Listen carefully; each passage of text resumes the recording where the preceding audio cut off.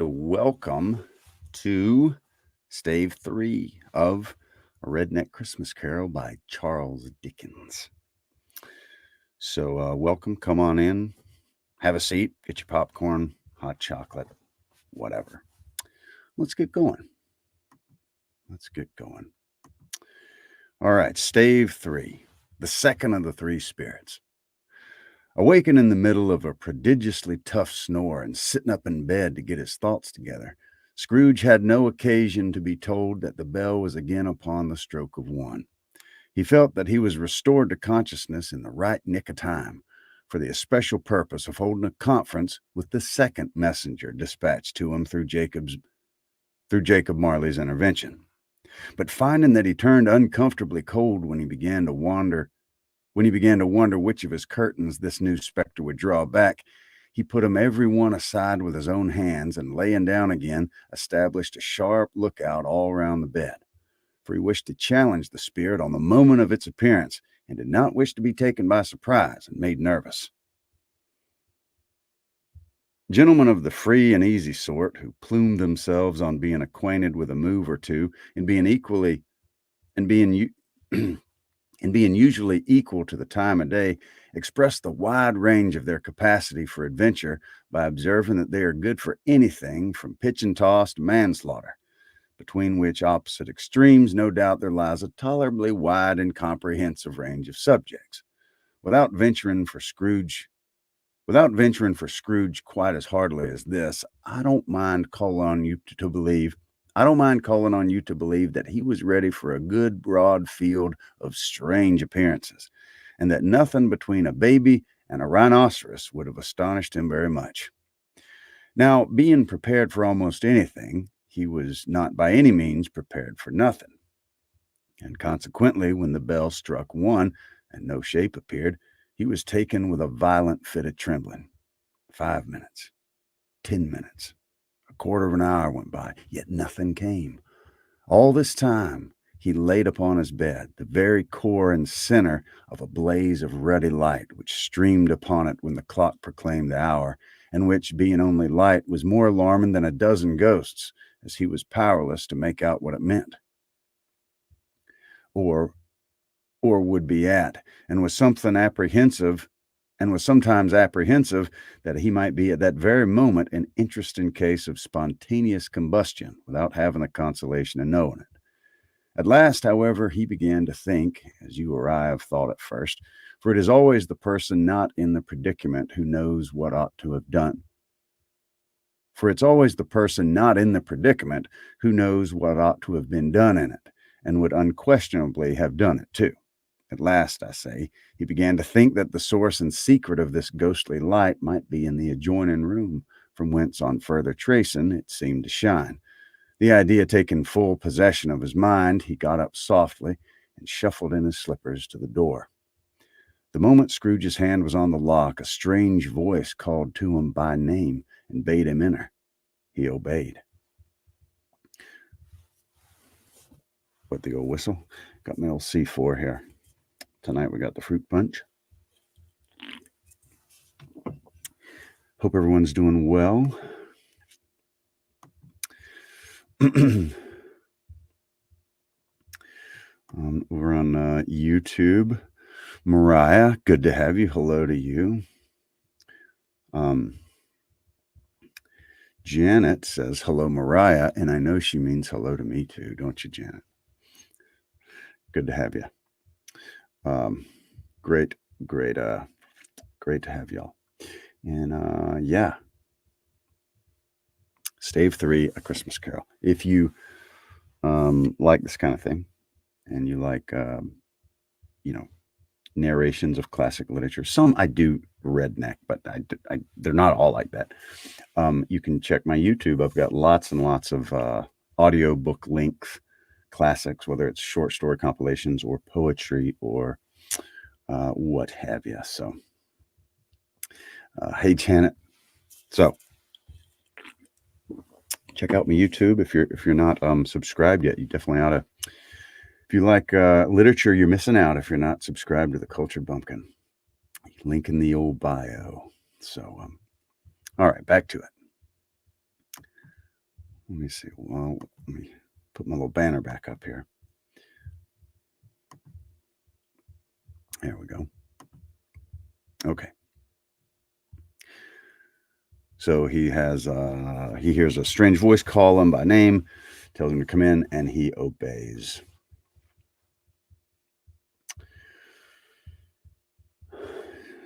Jimmy, I don't know what you mean. Besides the bootleg ones I bought at the store in Iraq, which were most definitely pirated. I just don't remember what they were. But I'm not techie enough to do that kind of thing on my own. All right. It was his own room. There was no doubt about that. But it had undergone a surprising transformation. The walls and ceiling were so hung with living green that it looked a perfect grove, from every part of which bright gleaming berries glistened. The crisp leaves of holly, mistletoe, and ivy reflected back the light, as if so many little mirrors had been scattered there. And such a mighty blaze went roaring up the chimney as that dull petrification of a hearth had never known in Scrooge's time, or Marley's, or for many and many a winter season gone. Heaped up on the floor to form a kind of throne were turkeys, geese, game, poultry, brawn, great joints of meat, sucking pigs, long wreaths of sausages, mince pies, plum puddings, barrels of oysters, red-hot chestnuts, cherry-cheeked apples, juicy oranges, luscious pears, immense 12th cakes, and seething bowls of punch that made the chamber dim with their delicious steam. In easy state upon this couch there sat a jolly giant, glorious to see, who bore a glowing torch in shape not unlike Plenty's horn, and held it up high up to shed its light on Scrooge as he came peeping round the door. "Come in!" exclaimed the ghost. "Come in and know me better, man." Scrooge entered timidly and hung his head before the spirit. He was not the dogged Scrooge he had been. Though the spirit's eyes were clear and kind, he did not like to meet him. "I'm the ghost of Christmas present," said the spirit. "Look upon me." Scrooge reverently did so. It was clothed in one simple green robe or mantle bordered with white fur. The garment hung so loosely on the figure that its capacious breast was bare, as if disdaining to be warded or concealed by any artifice. Its feet, observable beneath the ample folds of the garment, were also bare, and on its head it wore no other covering than a holly wreath, set here and there with shining icicles. Its dark brown curls were long and free as its genial face, its sparkling eye, its open hand, its cheery voice, its unconstrained demeanor, and its joyful air. Girded round its middle was an antique scabbard, but no sword was in it, and the ancient sheath was eaten up with rust. "You never seen the like of me before," exclaimed the spirit. "Never," Scrooge made answer to it.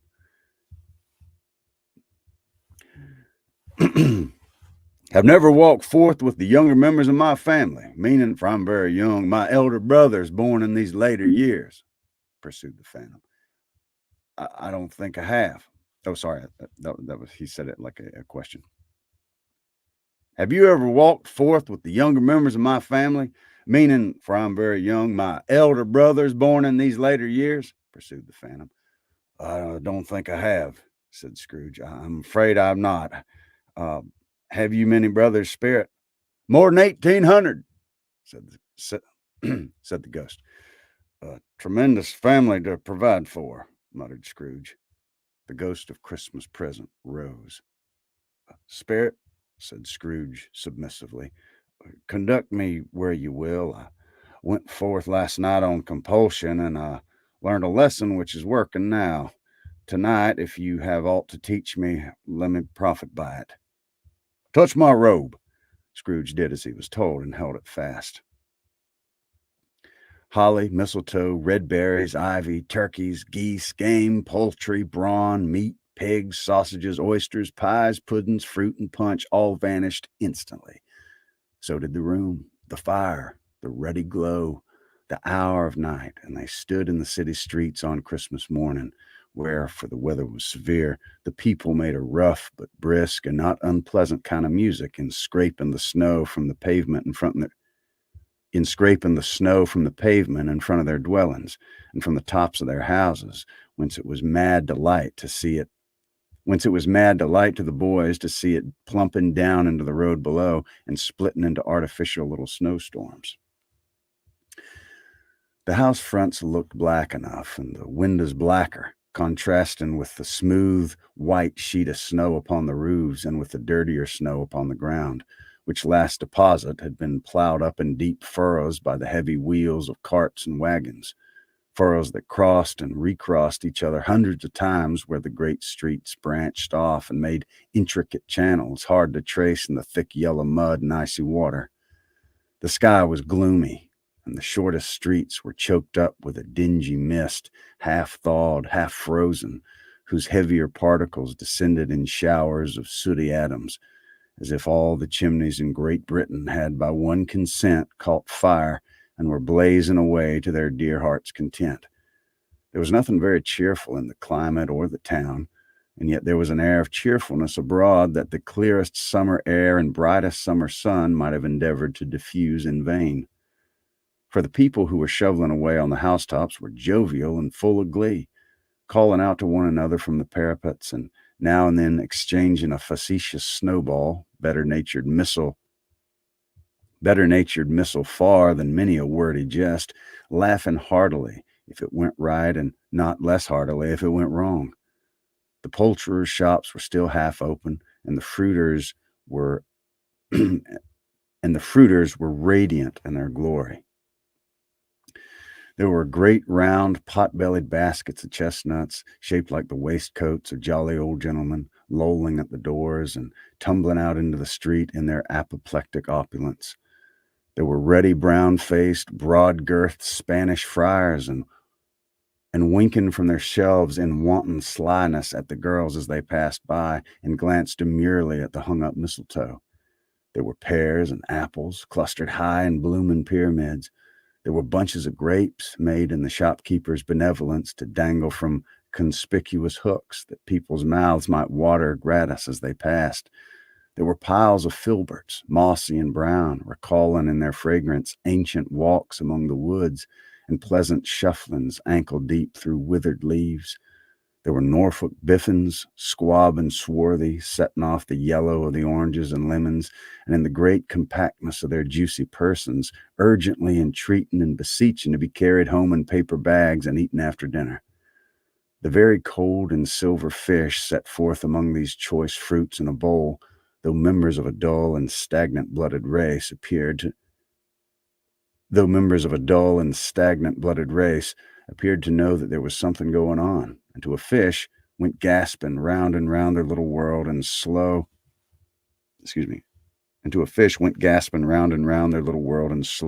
and passionless excitement.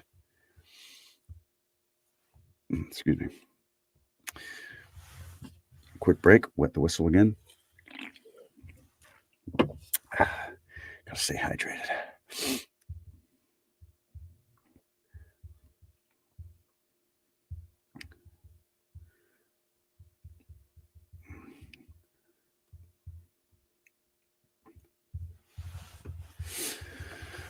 Quick, let's see. Let's look at a couple comments on the old YouTube.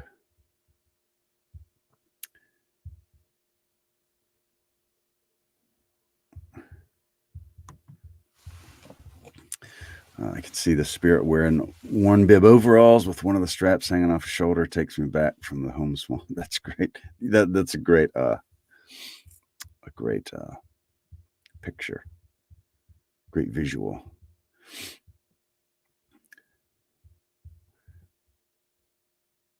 And then Janet says, hello, Lori. Wonderful. Yes, you have tea, and me and Mama have some hot chocolate. That's great, everybody. You got tea, you got hot chocolate. I got my fruit punch C4. Gotta stay hydrated. All right. It always helps I like to take little quick breaks little quick breaks.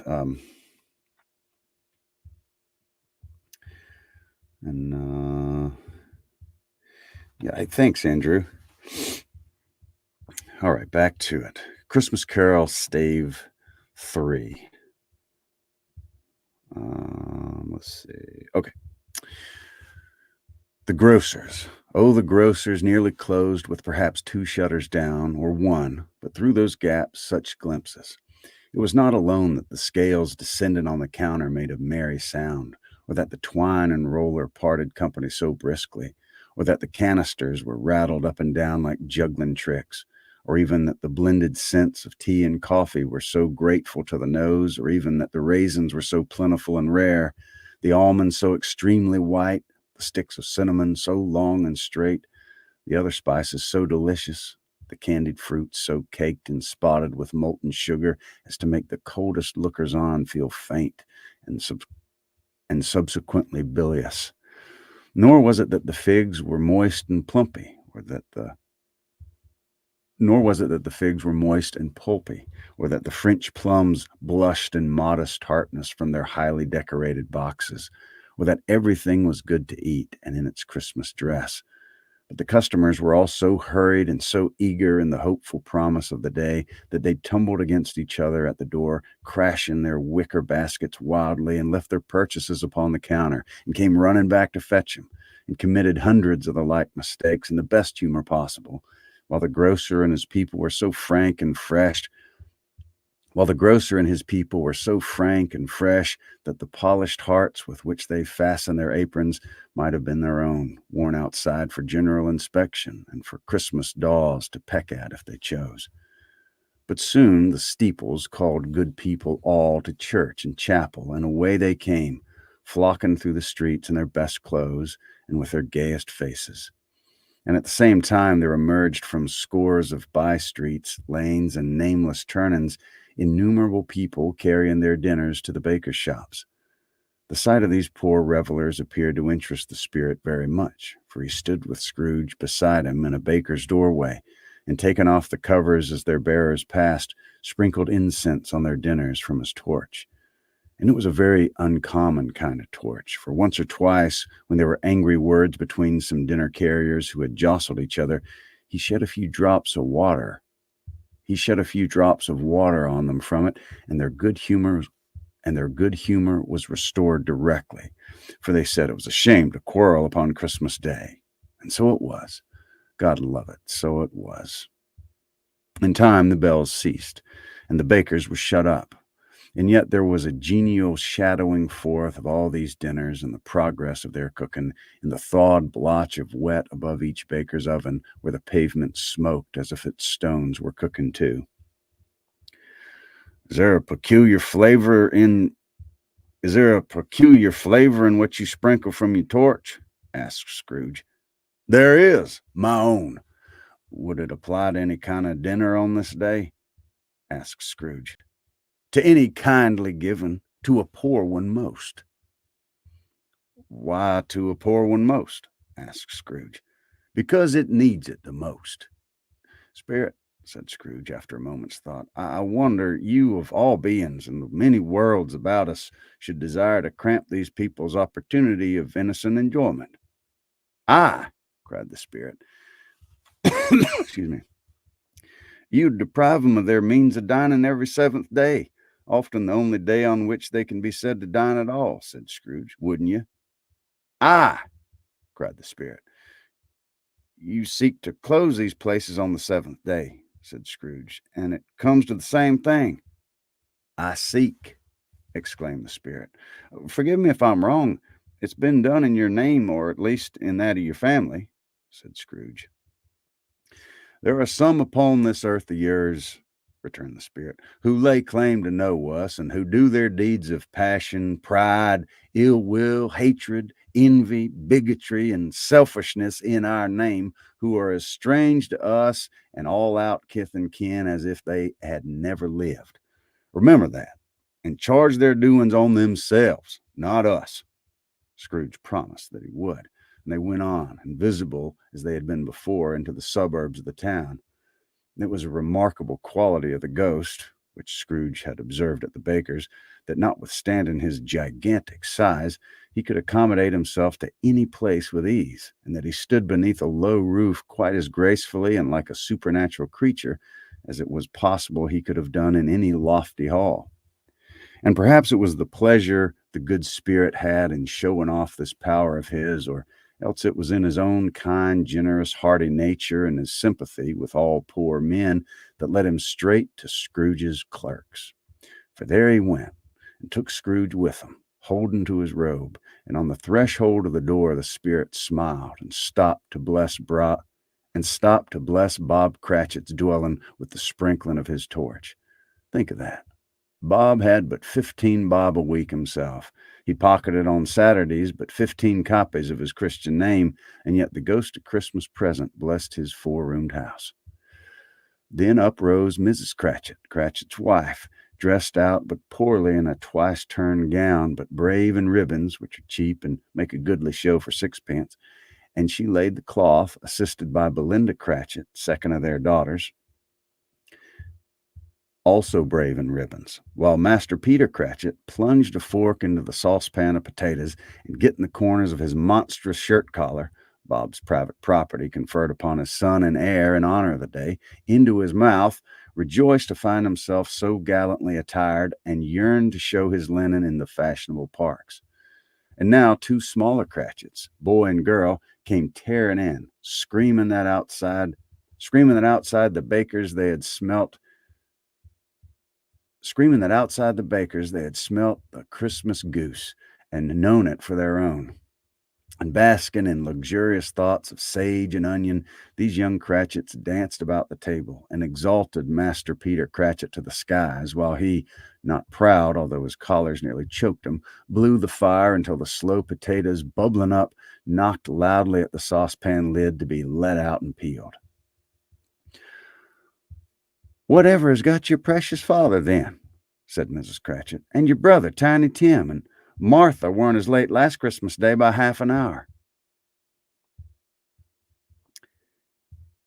"Here's Martha, mother," said a girl, appearing as she spoke.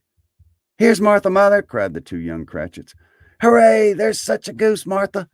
"Why, bless your heart alive, my dear, how late you are," said Mrs. Cratchit, kissing her a dozen times and taking off her shawl and bonnet with her officious zeal. We'd a deal of work to finish up last night," replied the girl, who had to clear away this morning, mother. "Well, never mind, so long as you're come," said Mrs. Cratchit. "Sit you down by the fire, my dear, and have a warm, Lord bless you." No, there's father coming," cried the two young Cratchits, who were everywhere at once. "Hide, Martha, hide!" So Martha hid herself, and in came little Bob, the father, with at least 3 feet of comforter, exclusive of the fringe, hanging down before him, and his threadbare clothes darned up and brushed to look seasonable, and Tiny Tim upon his shoulder. Alas for Tiny Tim, he bore a little crutch, and had his limbs supported by an iron frame. "Why, where's our Martha?" cried Bob Cratchit, looking around. "Not coming," said Mrs. Cratchit. "Not coming," said Bob, with a sudden declension in his high spirits, for he had been Tim's blood horse all the way from church, and had come home rampant. "Not coming on Christmas Day." Martha didn't like to see him disappointed, if it were only in joke, so she came out prematurely from behind the closet door and ran into his arms, while the two young Cratchits hustled Tiny Tim and bore him off into the wash house, that he might hear the pudding singing in the copper. "And how did little Tim behave?" asked Mrs. Cratchit, when she had rallied Bob on his credulity, and Bob had hugged his daughter to his heart's content. "As good as gold," said Bob, "and better. Somehow he gets thoughtful, sitting by himself so much, and thinks the strangest things you ever heard. He told me coming home that he hoped the people saw him in church, because he was a cripple, and it might be pleasant to them to remember upon Christmas Day who made lame beggars walk and blind men see." Bob's voice was tremulous when he told him this, and trembled more when he said that Tiny Tim was growing strong and hearty. His active little crutch was heard upon the floor, and back came Tiny Tim before another word was spoken, escorted by his brother and sister to his stool before the fire, and while Bob, turning up his cuffs as if, poor fellow, they were capable of being made more shabby, compounded some hot mixture in a jug with gin and lemons, and stirred it round and put it on the hob to simmer. Master Peter and the two ubiquitous young Cratchits went to fetch the goose, which were soon returned in high, which with which they soon returned in high procession. Another quick break. Hope y'all are doing good.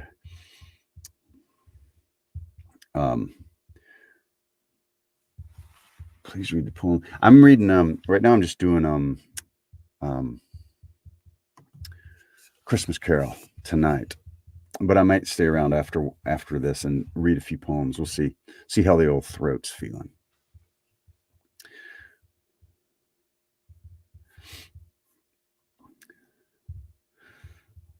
All right.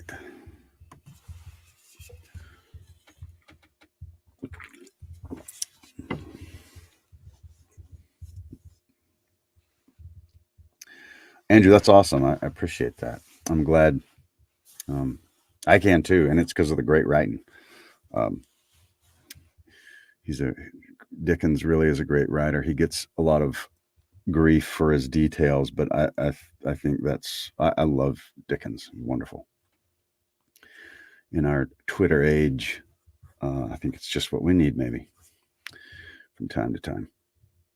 Okay, back to it. Once again, Stave 3. There they are at the Cratchit's house. Scrooge and the ghost of Christmas Present are watching.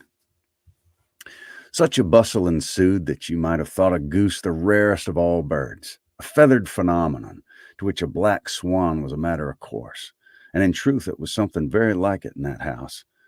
Mrs. Cratchit made the gravy, ready beforehand in a little saucepan, hissing hot.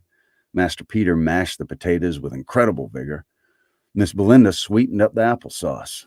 Martha dusted the hot plates. Bob took Tiny Tim beside him in a tiny corner at the table. The two young Cratchits set chairs for everybody, not forgetting themselves, and mounting guards upon their post crammed spoons into their mouth, lest they should shriek for goose before their turn came to be helped. Excuse me. At last the dishes were set on, and grace was said. It was succeeded by a breathless pause as Mrs. Cratchit, looking slowly all along the carving knife, prepared to plunge it into the beast. Breast. The goose breast. Prepared to plunge it into the breast.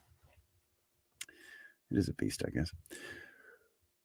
But when she did, and when the long-expected gush of stuffing issued forth, one murmur of delight arose all around the board, and even Tiny Tim, excited by the two young Cratchits, beat on the table with the handle of his knife and feebly cried, "Hurrah!" There never was such a goose. Bob said he didn't believe there ever was such a goose cooked. Its tenderness and flavor, size and cheapness were the themes of universal admiration. Eked out by applesauce and mashed potatoes, it was a sufficient dinner for the whole family.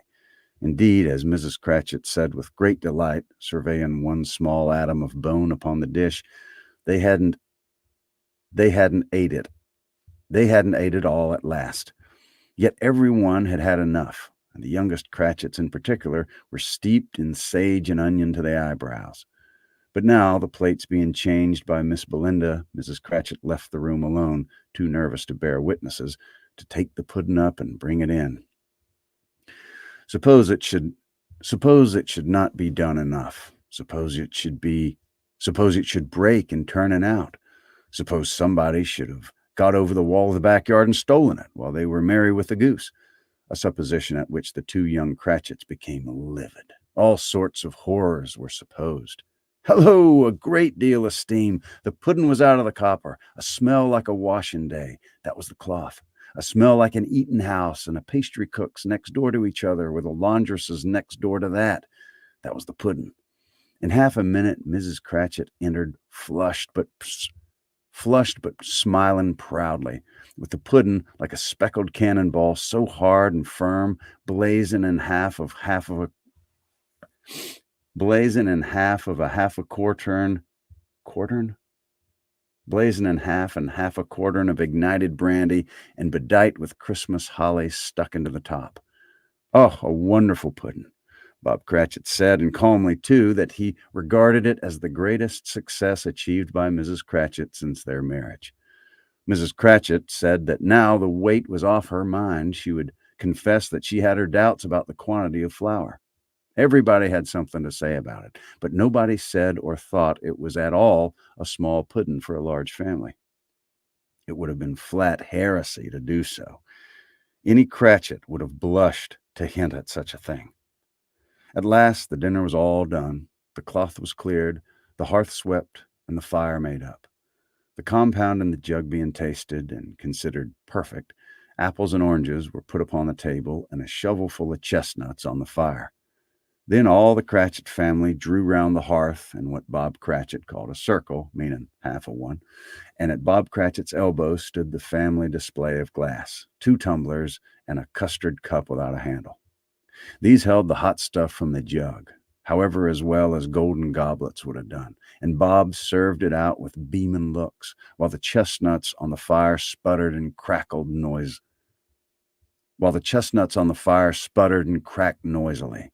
Then Bob proposed, "A Merry Christmas to us all, my dears. God bless us," to which all the family re-echoed.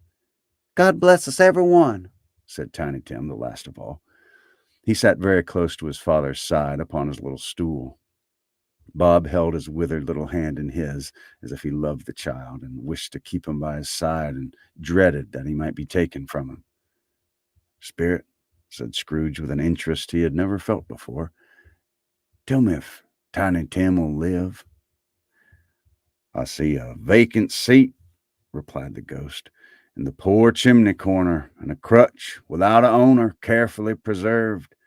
If these shadows remain unaltered by the future, the child will die." "No, no," said Scrooge. "Oh, no, kind spirit. Say he'll be spared." "If these shadows remain unaltered by the future, none other of my race," returned the ghost, "will find him here. What then? If he be like to die, he had better do it and decrease the surplus population." Scrooge hung his head to hear his own words quoted by the spirit, and was overcome with penitence and grief. "Man," said the ghost, "if man be in your heart not adamant, forbear that wicked cant until you have discovered what the surplus is and where it is. Will you decide what men shall live, what men shall die? It may be that in the sight of heaven you're more worthless and less fit to live than millions like this poor man's child. Oh God, to hear the insect on the leaf pronouncing on too much life among his hungry brothers in the dust." Scrooge bent before the ghost's rebuke, and trembling cast his eyes upon the ground, but he raised them speedily on hearing his own name. "Mr. Scrooge," said Bob, "I'll give you Mr. Scrooge, the founder of the feast." "The founder of the feast, indeed!" cried Mrs. Cratchit, reddening. "I wish I had him here. I'd give him a piece of my mind to feast on, and I'd hope he'd have a good appetite for it." "My dear," said Bob, "the children. Christmas Day." "It should be Christmas Day, I'm sure," said she, "on which one drinks the health of such an odious, stingy, hard, unfeeling man as Mr. Scrooge. You know he is, Robert. Nobody knows it better than you do, poor fellow." "My dear," was Bob's mild answer, "Christmas Day." "I'll drink his health for your sake and the day's," said Mrs. Cratchit. "Not for his. Long life to him. A Merry Christmas and a Happy New Year. He'll be very merry and very happy, I have no doubt." The children drank the toast after her. It was the first of their proceedings, which had no heartiness. Tiny Tim drank it last of all, but he didn't care 2 pence for it. Scrooge was the ogre of the family. The mention of his name cast a dark shadow on the party, which was not dispelled for full 5 minutes. After it had passed away, they were 10 times merrier than before, from the mere relief of Scrooge the baleful being done with. Bob Cratchit told him how he had a situation in the eye for Master Peter, which would bring in, if obtained, full 5 and 6 pence weekly. The two young Cratchits laughed tremendously at the idea of Peter's being a man of business, and Peter himself looked thoughtfully at the fire from between his collars, as if he were deliberating what particular investments he should favor when he came into the receipt of that bewildering income. Martha, who was a poor apprentice at a milliner's, then told them what kind of work she had to do and how many hours she worked at a stretch and how she meant to lie abed tomorrow morning for a good long rest, tomorrow being a holiday she passed at home. Also how she had seen a countess and a lord some days before, and how the lord was much about as tall as Peter, at which Peter pulled up his collar so high that you couldn't have seen his head if you'd been there. All this time the chestnuts and the jug went round, and by they had a song about a lost child traveling in the snow from Tiny Tim, who had a plaintive little voice and sang it very well indeed. There was nothing of high mark in this. They were not a handsome family. They were not well dressed. Their shoes were far from being waterproof. Their clothes were scanty. Peter might have known, and very likely did, the inside of a pawnbroker's. But they were happy, grateful, pleased with one another, and contented with the time. And when they faded and looked happier yet in the bright sprinklings of the spirit's torch at parting, Scrooge had his eye upon them, especially on Tiny Tim, until the last. By this time it was getting dark and snowing pretty heavily, and as Scrooge and the spirit went along the streets, the brightness of the roaring fires in kitchens, parlors, and all sorts of rooms was wonderful. Here the flickering of the blaze showed preparations for a cozy dinner, with hot plates baconed through and through before the fire, and deep red curtains ready to be drawn to shut out cold and darkness. There all the children of the house were running out into the snow to meet their married sisters, brothers, cousins, uncles, aunts, and to be the first to greet them. Here again were shadows on the window blind of guests assembling, and there was a group of handsome girls, all hooded and fur-booted, and all chattering at once, tripped lightly off to some near neighbor's house, where woe upon the single man who saw 'em enter, artful witches, well they knew it, in a glow. But if you had judged from the numbers of people on their way to friendly gatherings, you might have thought that no one was at home to give 'em welcome when they got there, instead of every house expecting company and piling up its fires half chimney high. Blessings on it, how the ghost exulted, how it bared its breadth of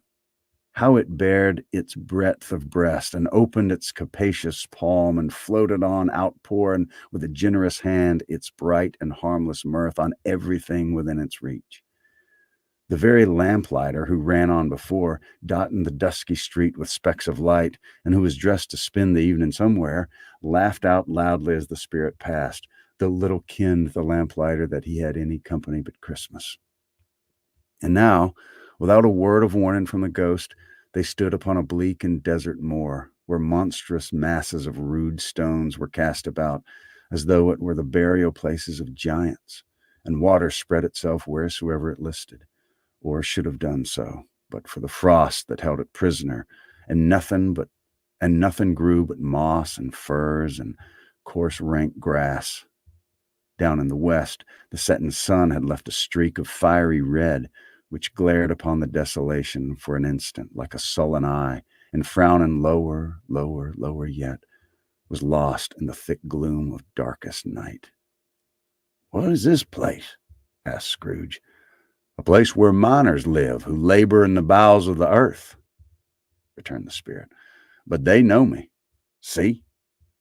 A light shone from the window of a hut, and swiftly they advanced towards it. Passing through the walls of mud and stone, they found a cheerful company assembled round a glowing fire. An old man and woman, with their children and their children's children, and another generation beyond that, all decked out gaily in their holiday attire. The old man, in a voice that seldom rose above the howling of the wind upon the barren waste, was singing them a Christmas song. It had been a very old song when he was a boy, and from time to time they all joined in the chorus. So surely as they raised their voices, the old man got quite blithe and loud, and so surely as they stopped, his vigor sank again. The spirit did not tarry there, but bade Scrooge hold his robe, and passing on above the moor, sped whither?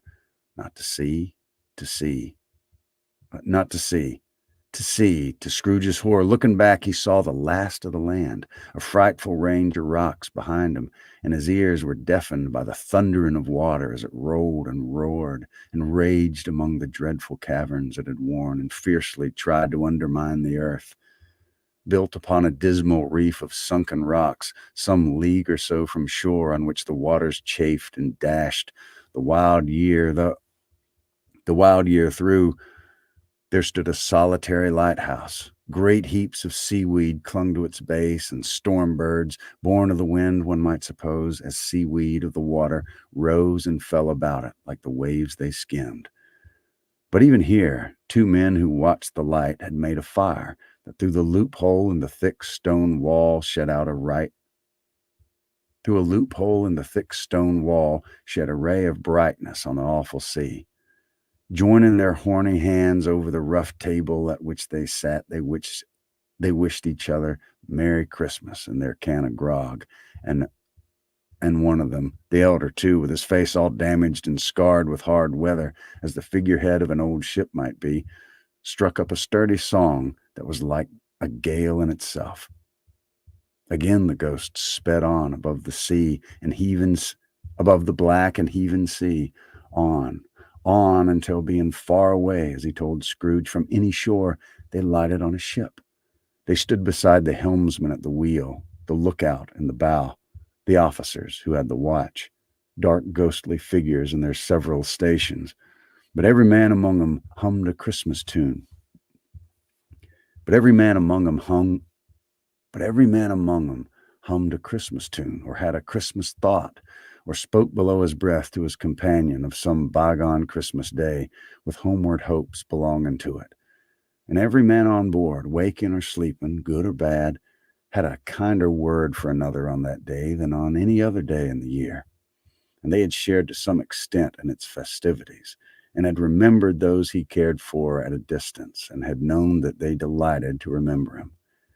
It was a great surprise to Scrooge, while listening to the moaning of the wind and thinking what a solemn thing it was to move on through the lonely darkness over an unknown abyss, whose depths were secrets as profound as death.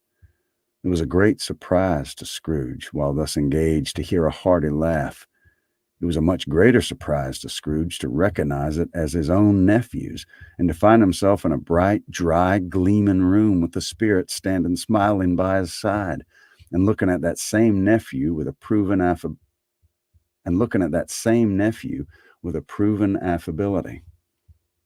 "Ha ha!" laughed Scrooge's nephew. "Ha ha ha! If you should happen by any unlikely chance to know a man more blessed in a laugh than Scrooge's nephew, all I can say is I should like to know him too. Introduce him to me, and I'll cultivate his acquaintance. It's a fair, even-handed, noble adjustment of things, that while there is infection and disease and sorrow, there's nothing in the world so irresistibly contagious as laughter and good humor." Well, when Scrooge's nephew laughed in this way, holding his sides, rolling his head, and twisting his face into the most extravagant contortions, Scrooge's niece, by marriage, laughed as heartily as he, and their assembled friends, being not a bit behindhand, roared out lustily. "Ha ha ha ha ha! He said that Christmas was a humbug, as I live," cried Scrooge's nephew. "He believed it too." "More shame on him for more shame for him, Fred," said Scrooge's niece indignantly. "Bless those women, they never do anything by halves. They're always in earnest." Oh, she didn't say that. That's the narration. "Bless those women. They never do anything by halves. They're always in earnest." She was very pretty, exceedingly pretty, with a dimpled, surprised-looking capital face, a ripe little mouth that seemed to be made to be kissed, as no doubt it was. All kinds of good little dots about her chin that melted into one another when she laughed, and the sunniest pair of eyes you ever saw in any little creature's head, although she was what you would have called although she was not what you would have called provoking, but satisfactory. Oh, altogether, she was what you would have called provoking, but satisfactory. "He's a comical old fellow," said Scrooge's nephew. "That's the truth, and not so pleasant as he might be. However, his offenses carry their own punishment, and I have nothing to say against him." "I'm sure he's very rich, Fred," hinted Scrooge's niece. "At least, you always tell me so." "What of that, my dear?" said Scrooge's nephew. "His wealth is of no use to him. He don't do any good with it. He don't make himself comfortable with it. He hadn't the satisfaction of thinking, that he's ever going to benefit us with it." "I have no patience with him," observed Scrooge's niece. Scrooge's niece's sisters and all the other ladies expressed the same opinion. "Oh, I have," said Scrooge's nephew. "I'm sorry for him. I couldn't be angry with him if I tried. Who suffers by his ill whims? Himself, always. Here he takes it into his head to dislike us, and he won't come and dine with us. What's the consequence? He don't lose much of a dinner." "Indeed, I think he loses a very good dinner," interrupted Scrooge's niece. Everybody else said the same, and they must be allowed to have been competent judges, because they had just had dinner, and, with the dessert upon the table, were clustered round the fire by lamplight. "Well, I'm very glad to hear it," said Scrooge's nephew, "because I haven't great faith in these young housekeepers. What do you say, Topper?" Topper had clearly got his eye upon one of Scrooge's niece's sisters, for he answered that a bachelor was a wretched outcast who had no right to express an opinion on the subject. Whereat Scrooge's niece's sister, the plump one with the lace tucker, not the one with the roses, blushed. "Do go on, Fred," said Scrooge's niece, clapping her hands. "He never finishes what he begins to say. He's such a ridiculous fellow." Scrooge's nephew reveled in another laugh, and as it was impossible to keep the infection off, though the plump sister tried hard to do it with aromatic vinegar, his example was unanimously followed.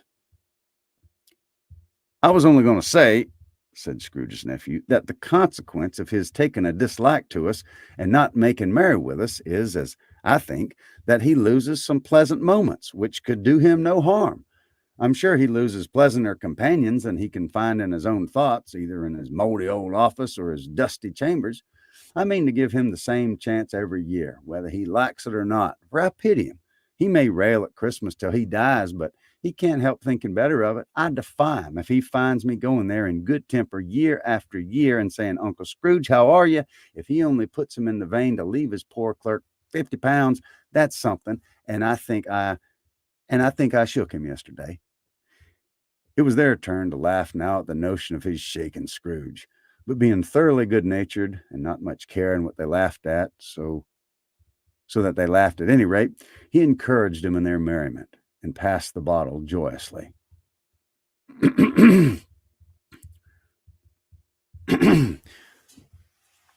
Another quick break.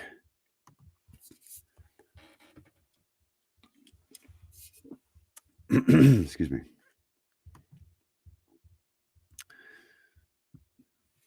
Virtual hugs, Christmas hugs to everyone. Absolutely, Mariah.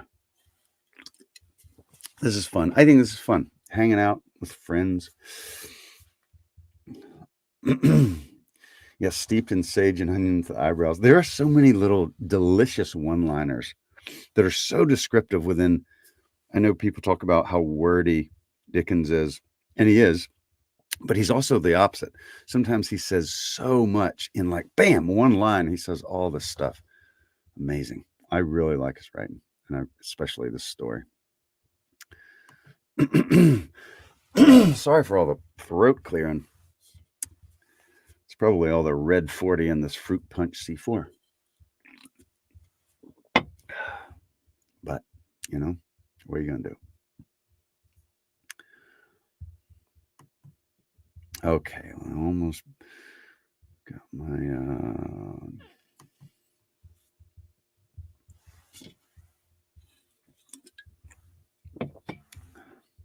You could heat this up and it'd be like Christmas punch by the fire in the copper that he was talking about. Okay, back at it. So Scrooge Goes to Christmas Present is looking into Scrooge's nephew and his Christmas dinner party, and they're all just having a great time. After tea, they had some music, for they were a musical family and knew what they were about when they sung a glee or catch, I can assure you, especially Topper, who could growl away in the bass like a good one and never swell the large veins in his forehead or get red in the face over it. Scrooge's niece played well upon the harp and played, among other tunes, a simple little air, a mere nothing. You might learn to whistle it in 2 minutes, which had been familiar to the child who fetched Scrooge from the boarding school, as he had been reminded by the ghost of Christmas past. When this strain of music sounded, all the things that the ghost had shown him came upon his mind. He softened more and more, and thought that if he could have listened to it often, years ago, he might have cultivated the kindnesses of life for his own happiness with his own hands, without resorting to the sexton's spade that buried Jacob Marley. But they didn't devote the whole evening to music. After a while, they played at forfeits, for it's good to be children sometimes, and never better than at Christmas, when its mighty founder was a child himself. There was first a game at Blind Man's Bluff. Of course there was. And I no more believe Topper was really blind than I believe he had eyes in his boots. My opinion is that it was a done thing between him and Scrooge's nephew, and the ghost of Christmas present knew it. The way he went after that plump sister in the lace tucker was an outrage on the credulity of human nature, knocking down the fire irons, tumbling over the chairs, bumping against the piano, smothering himself among the curtains. Wherever she went, there he went. He always knew where the plump sister was. He couldn't catch anybody else. If you'd fallen up against him, as some of them did, on purpose, he would have made a feint of endeavoring to seize you, which would have been an affront to your understanding, and would instantly have sidled off in the direction of the plump sister. She always cried out that it wasn't fair, and it really wasn't. But when at last he caught her, when in spite of her silken rustlings and her rapid flutterings past him, he got her into a corner whence there was no escape, then his conduct was the most execrable. For his pretending not to know her, his pretending that it was necessary to touch her headdress, and further to assure himself of her identity by pressing a certain ring upon her finger and a certain chain about her neck, was vile, monstrous. No doubt she told him her opinion of it. When another blind man, being in office, they were very confidential together behind the curtains. Scrooge's niece was not one of the blind man's Bluff's party. Scrooge's niece was not one of the blind man's buff party, but was made comfortable with a large chair and a footstool in a snug corner where the ghost and Scrooge were close behind her. But she joined in the forfeits and loved her love to admiration with all the letters of the alphabet. Likewise, at the game of how, when, and where, she was very great, and to the secret joy of Scrooge's nephew, beat her sisters hollow. Though they were sharp girls too,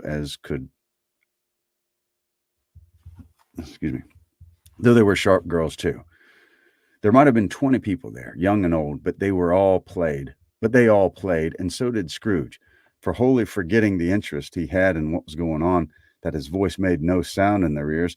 He sometimes came out with his guess quite loud, and very often guessed quite right, too, for the sharpest needle, best Whitechapel, warranted not to cut in the eye, was not sharper than Scrooge. Blunt as he took it in his head to be. The ghost was greatly pleased to find him in this mood, and looked upon him with such favor that he begged like a boy to be allowed to stay until the guest departed. But this, the spirit said, could not be done. "Here's a new game," said Scrooge. "1 half-hour, spirit, only one." It was a game called Yes and No, where Scrooge's nephew had to think of something, and the rest must find out what. He only answering their questions yes or no, as the case was. The brisk fire of questioning to which he was exposed elicited from him that he was thinking of an animal, a live animal, rather a disagreeable animal, a savage animal, an animal that growled and grunted sometimes and talked sometimes, and lived in London, and walked about in the streets, and wasn't made a show of, and wasn't led by anybody, and didn't live in a menagerie, and was never killed in a market, and was not a horse, or an ass, or a cow, or a bull, or a tiger, or a dog, or a pig, or a cat, or a bear. At every fresh question that was put to him, this nephew burst out in a fresh roar of laughter, and was so inexpressibly tickled that he was much obliged to get off the sofa and stamp. At last, the plump sister, falling into a similar state, cried out, "I found it! I know what it is, Fred! I know what it is!" "What is it?" cried Fred. "It's your Uncle Scrooge." Why, it certainly was. Admiration was the universal sentiment, though some objected that the reply to "It's a bear," "Is it a bear?" ought to have been yes, insomuch as the answer in the negative was sufficient to have diverted their thoughts from Mr. Scrooge, supposing that they had ever had any tendency that way. "He's given us plenty of merriment, I'm sure," said Fred, "and it would be ungrateful not to drink his health. Here's a glass of mulled wine.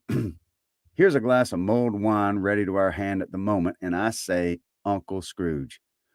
"Well, Uncle Scrooge," they cried, "a Merry Christmas and a Happy New Year to the old man, whatever he is," said Scrooge's nephew. "He wouldn't take it from me, but may he have it nevertheless. Uncle Scrooge." Uncle Scrooge had imperceptibly become so gay and light of heart that he would have pledged the unconscious company in return and thanked them in an inaudible speech if the ghost had given him time. But the whole scene passed off in the breath of the last words spoken by his nephew, and he and the spirit were again upon their travels.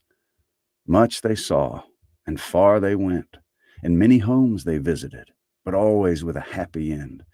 The spirit stood beside sick beds, and they were cheerful. On foreign lands, and they were close at home. By struggling men, and they were patient in their greater hope. By poverty, and it was rich. In almshouse, hospital, and jail, in misery's every refuge, where vain man, in his little brief authority, had not made fast the door and barred the spirit out, he left his blessing and taught Scrooge his precepts. It was a long night, if it were only a night, but Scrooge had his doubts of this, because the Christmas holidays appeared to be condensed into the space of time they passed together. It was strange, too, that while Scrooge remained unaltered in his outward form, the ghost grew older, clearly older. Scrooge had observed this change, but never spoke of it until they left a children's 12th night party, when, looking at the spirit as they stood together in an open place, he noticed that its hair was gray. "Are spirits' lives so short?" asked Scrooge. "My life on this globe is very brief," replied the ghost. "It ends tonight." "Tonight?" cried Scrooge. "Tonight at midnight. Hark! The time's drawing near."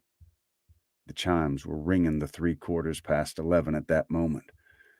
"Forgive me if I'm not justified in what I ask," said Scrooge, looking intently at the spirit's robe, "but I see something strange and not belonging to yourself protruding from your skirts. Is that a foot or a claw?" "It might be a claw, for the flesh there is upon it," was the spirit's sorrowful reply. "Look here." From the foldings of its robe it brought 2 children, wretched, abject, frightful, hideous, miserable. They knelt down at his feet and clung upon the outside of the garment. "Oh, man, look here down here," exclaimed the ghost. They were a boy and a girl, yellow, meager, ragged, scowling, wolfish, but prostrate too in their humility. Where graceful youth should have filled their features out and touched them with its freshest tints, a stale and shriveled hand like that of age had pinched and twisted them and pulled them in shreds. Where angels might have sat enthroned, devils lurked and glared out menacing. No change, no degradation, no perversion of humanity in any grade through all the mysteries of wonderful creation has monsters half so terrible and dread. Scrooge started back, appalled. Having them shown to him in this way, he tried to say they were fine children, but the words choked themselves rather than to be parties to a lie of such enormous magnitude. Spirit, are they yours? Scrooge could say no more. They're man's, said the spirit, looking down upon him, and they cling to me, appealing from their fathers. This boy is ignorance. The girl is want. Beware of 'em both, and all their degrees, but most of all beware this boy, for on his brow I see that written which is doom, unless the writing be erased. Deny it, cried the spirit, stretching out his hand toward the city. Slander those who tell it you. Admit it for your facetious purposes, and make it worse, and abide the end. Have they no refuge or resource? Cried Scrooge. Are there no prisons? Said the spirit, turning on him for the last time with his own words. Are there no workhouses? The bell struck 12. Scrooge looked about him for the ghost and saw it not. As the last stroke ceased to vibrate, he remembered the prediction of old Jacob Marley, and lifting up his eyes, beheld a solemn phantom, draped and hooded, coming like a mist along the ground towards him. And scene. That is stave 3 of the what you call it, Christmas Carol.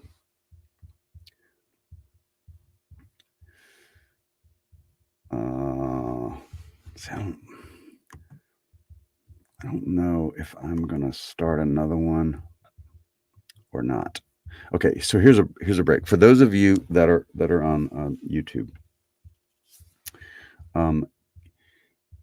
Let's if you have a suggestion for my next, narration, live narration, a book that you would like to hear, do let me know. Let me know what it should be.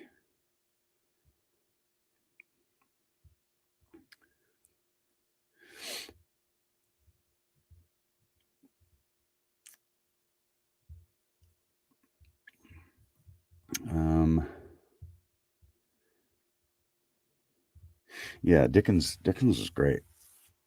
I really like old Dickens. Andrew, have a great night. Be good. Well, you don't have to answer now, but yeah. I think I'm gonna log off of the old TikTok, but I'm gonna stay on YouTube, and I might get started on the next one because I've had so much of this C4 that I'm feeling pretty good. So I might get started on stave 4.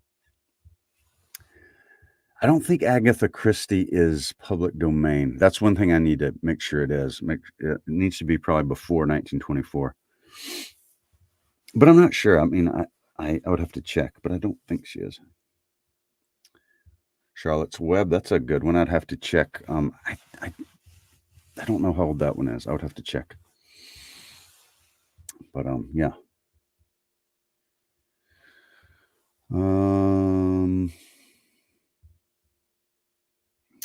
All right, so TikTok friends, I bid you a very pleasant eve, and I hope that you have a great week. I will probably be back here tomorrow to finish it. So let's see. Yeah, Agatha Christie, Sherlock Holmes. Those are Sherlock Holmes. That's definitely. I'm a fan. I'm definitely a fan of Sherlock Holmes.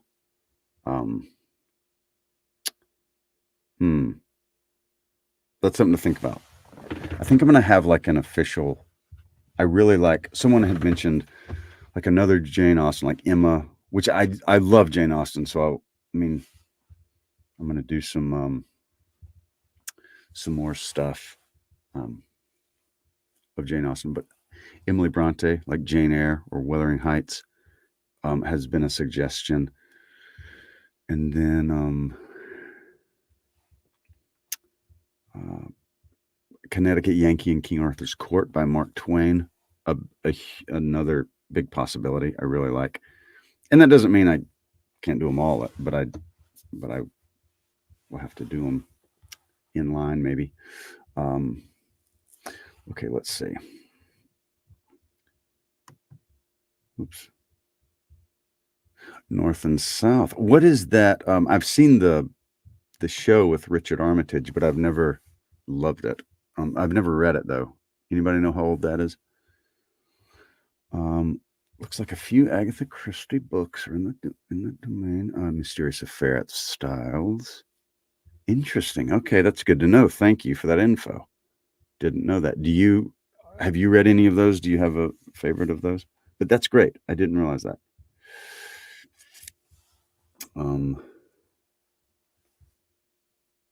Okay, Victorian. Very nice. That's a good idea. I mean, I really like Victorian and like Edwardian literature.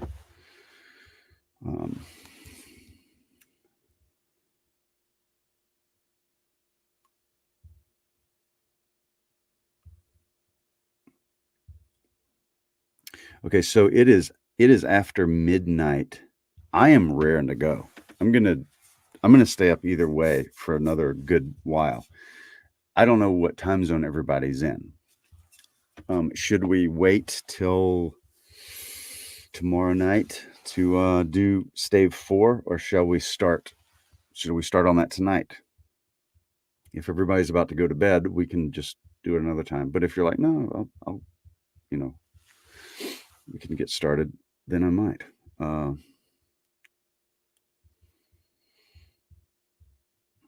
You're at work till 4. Okay. All right. You know what? Let's at least get started. Worst thing that happen is we don't finish it. Okay, Mariah. Mariah's fine. Janet's here for whatever. KZX 90s 99.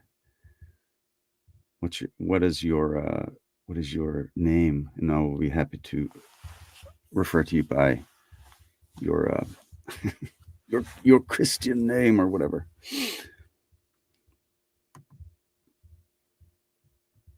Cool. Okay. Radio station. Nice. That makes sense.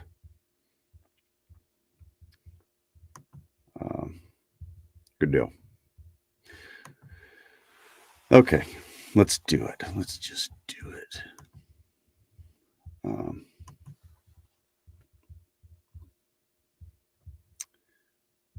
see. Drew Abernathy. Okay. All right, Drew. Good deal.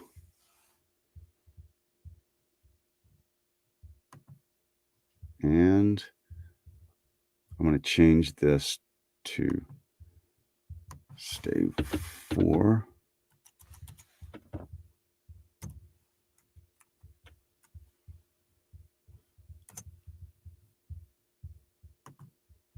And no, I just changed it.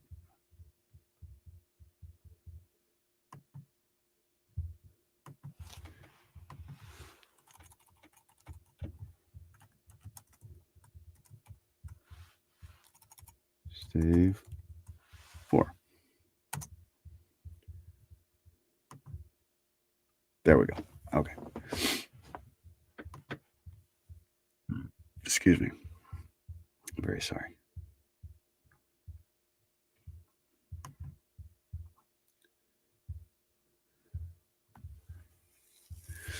All right, Lori. You and me both.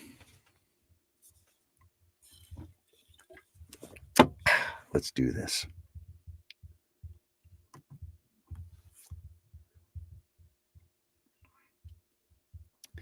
That's right. So I'm trying to, from the performer's level, I'm trying to have Scrooge soften, right, as he goes. Um, I hope that that's coming through, right? Like, because I want him to be softer. Stave 1 Scrooge is different than stage 3 or stave 3 Scrooge, right? He's different. He's seeing things and he's softening. You feel him softening.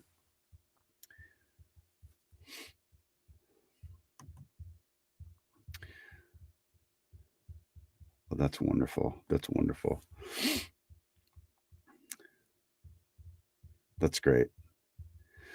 I think there's two things that I like to do.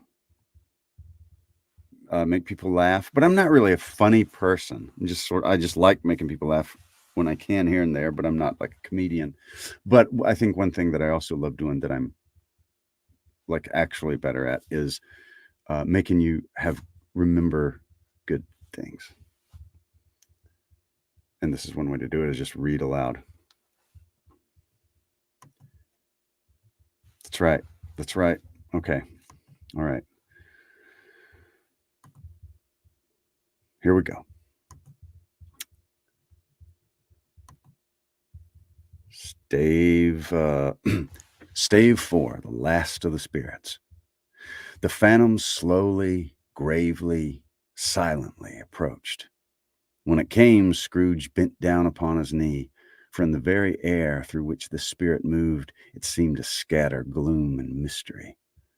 It was shrouded in a deep black garment, which concealed its head, its face, its form, and left nothing of it visible save one outstretched hand. But for this, it would have been difficult to detach its figure from the night and separate it from the darkness by which it was surrounded. He felt that it was tall and stately when it came beside him, and that its mysterious presence filled him with a solemn dread. He knew no more, for the spirit neither spoke nor moved. "I'm in the presence of the ghost of Christmas yet to come," said Scrooge. The spirit answered not, but pointed onward with its hand. "You're about to show me shadows of things that have not happened, but will happen in time before us?" Scrooge pursued. "Is that so, spirit?" The upper portion of the garment was contracted for an instant in its folds, as if the spirit had inclined its head. That was the only answer he received. Although well used to ghostly company by this time, Scrooge feared the silent shape so much that his legs trembled beneath him, and he found that he could hardly stand when he prepared to follow it. The spirit pauses a moment, as observing his condition and giving him time to recover. But Scrooge was all the worse for this.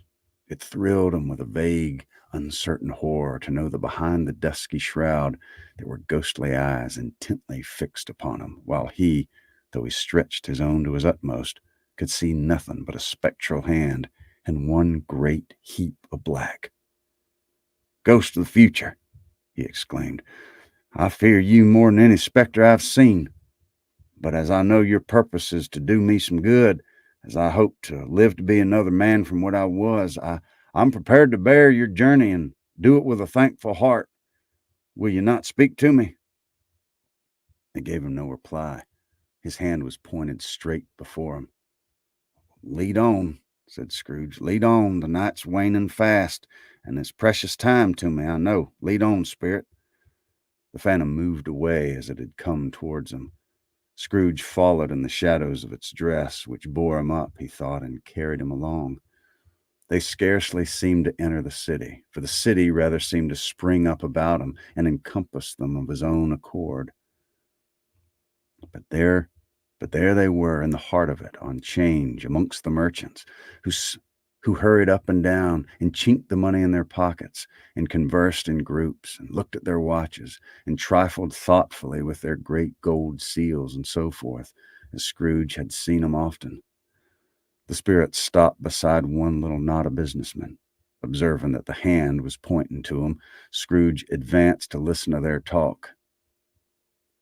"No," said a great fat man with a monstrous chin, I don't know much about it either way. I only know he's dead." "When did he die?" inquired another. "Oh, last night, I believe." "Why, what was the matter with him?" asked a third, taking a vast quantity of snuff out of a very large snuff box. "I thought he'd never die." "God knows," said the first man with a yawn. "Was he done with his money?" asked a red-faced gentleman with a pendulous excrescence on the end of his nose. A pendulous excrescence on the end of his nose that shook like the gills of a turkey cock. "I haven't heard," said the man with the large chin, yawning again.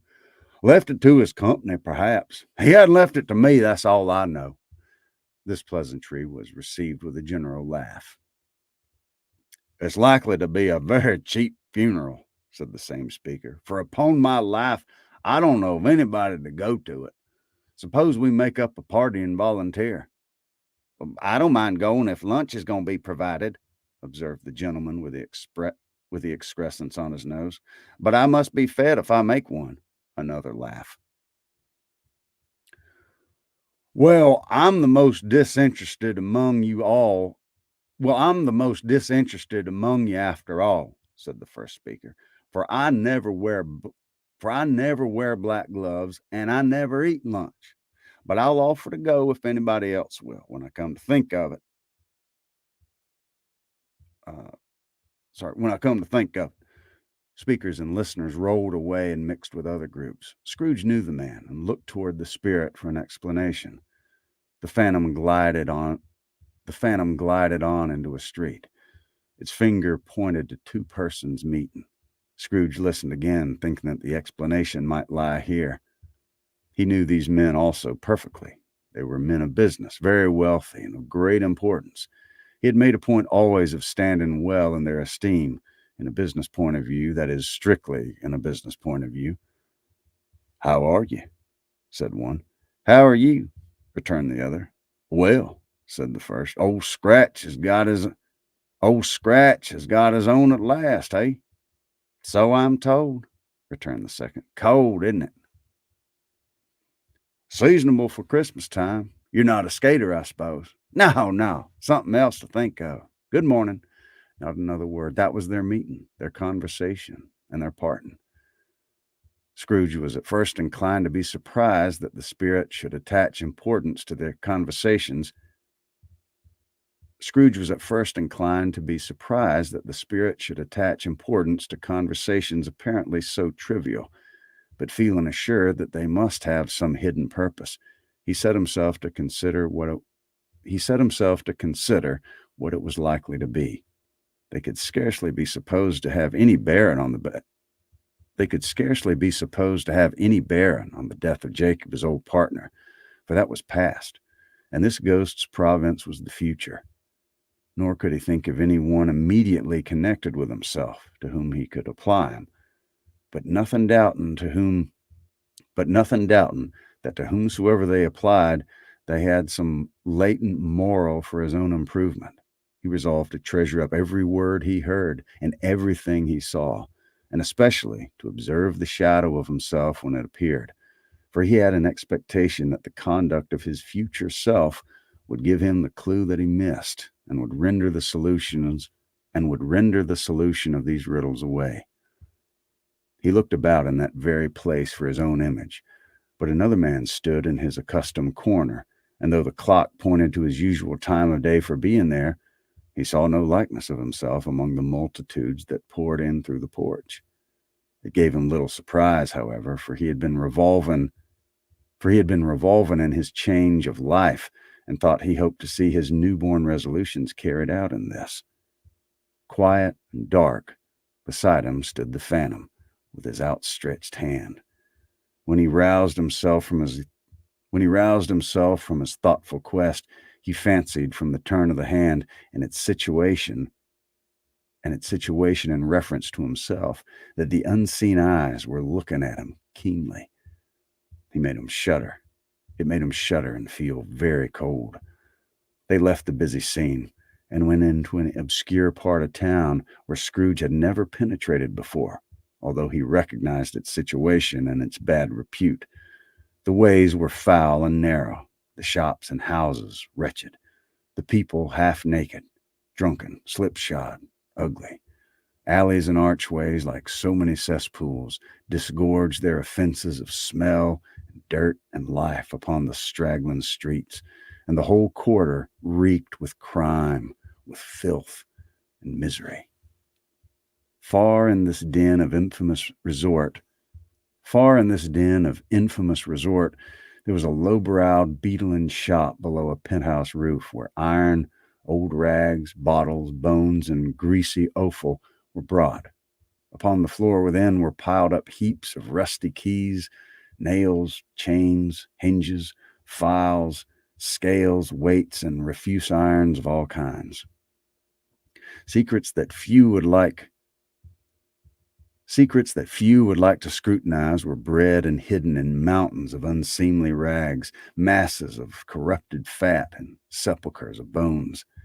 Sitting in among the wares he dealt in by a charcoal stove made of old bricks was a gray-haired rascal, nearly 70 years of age, who had screened himself from the cold air without by a frowsy curtain of miscellaneous tatters hung upon a line, and smoked his pipe in all the luxury of calm retirement. Scrooge and the Phantom came into the presence of this man just as a woman with a large bundle slunk into the shop. But she had scarcely entered when another woman, similarly laden, came in too, and she was closely followed by a man in faded black, who was no less startled by the sight of him than they had been upon the recognition of each other. After a short period of blank astonishment, in which the old man with the pipe had joined him, they all three burst into a laugh. Quick break.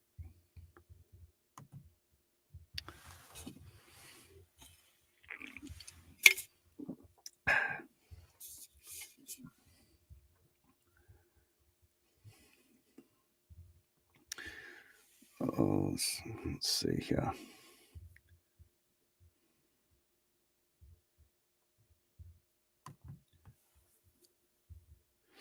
Yeah, wasn't that good? That was a good line.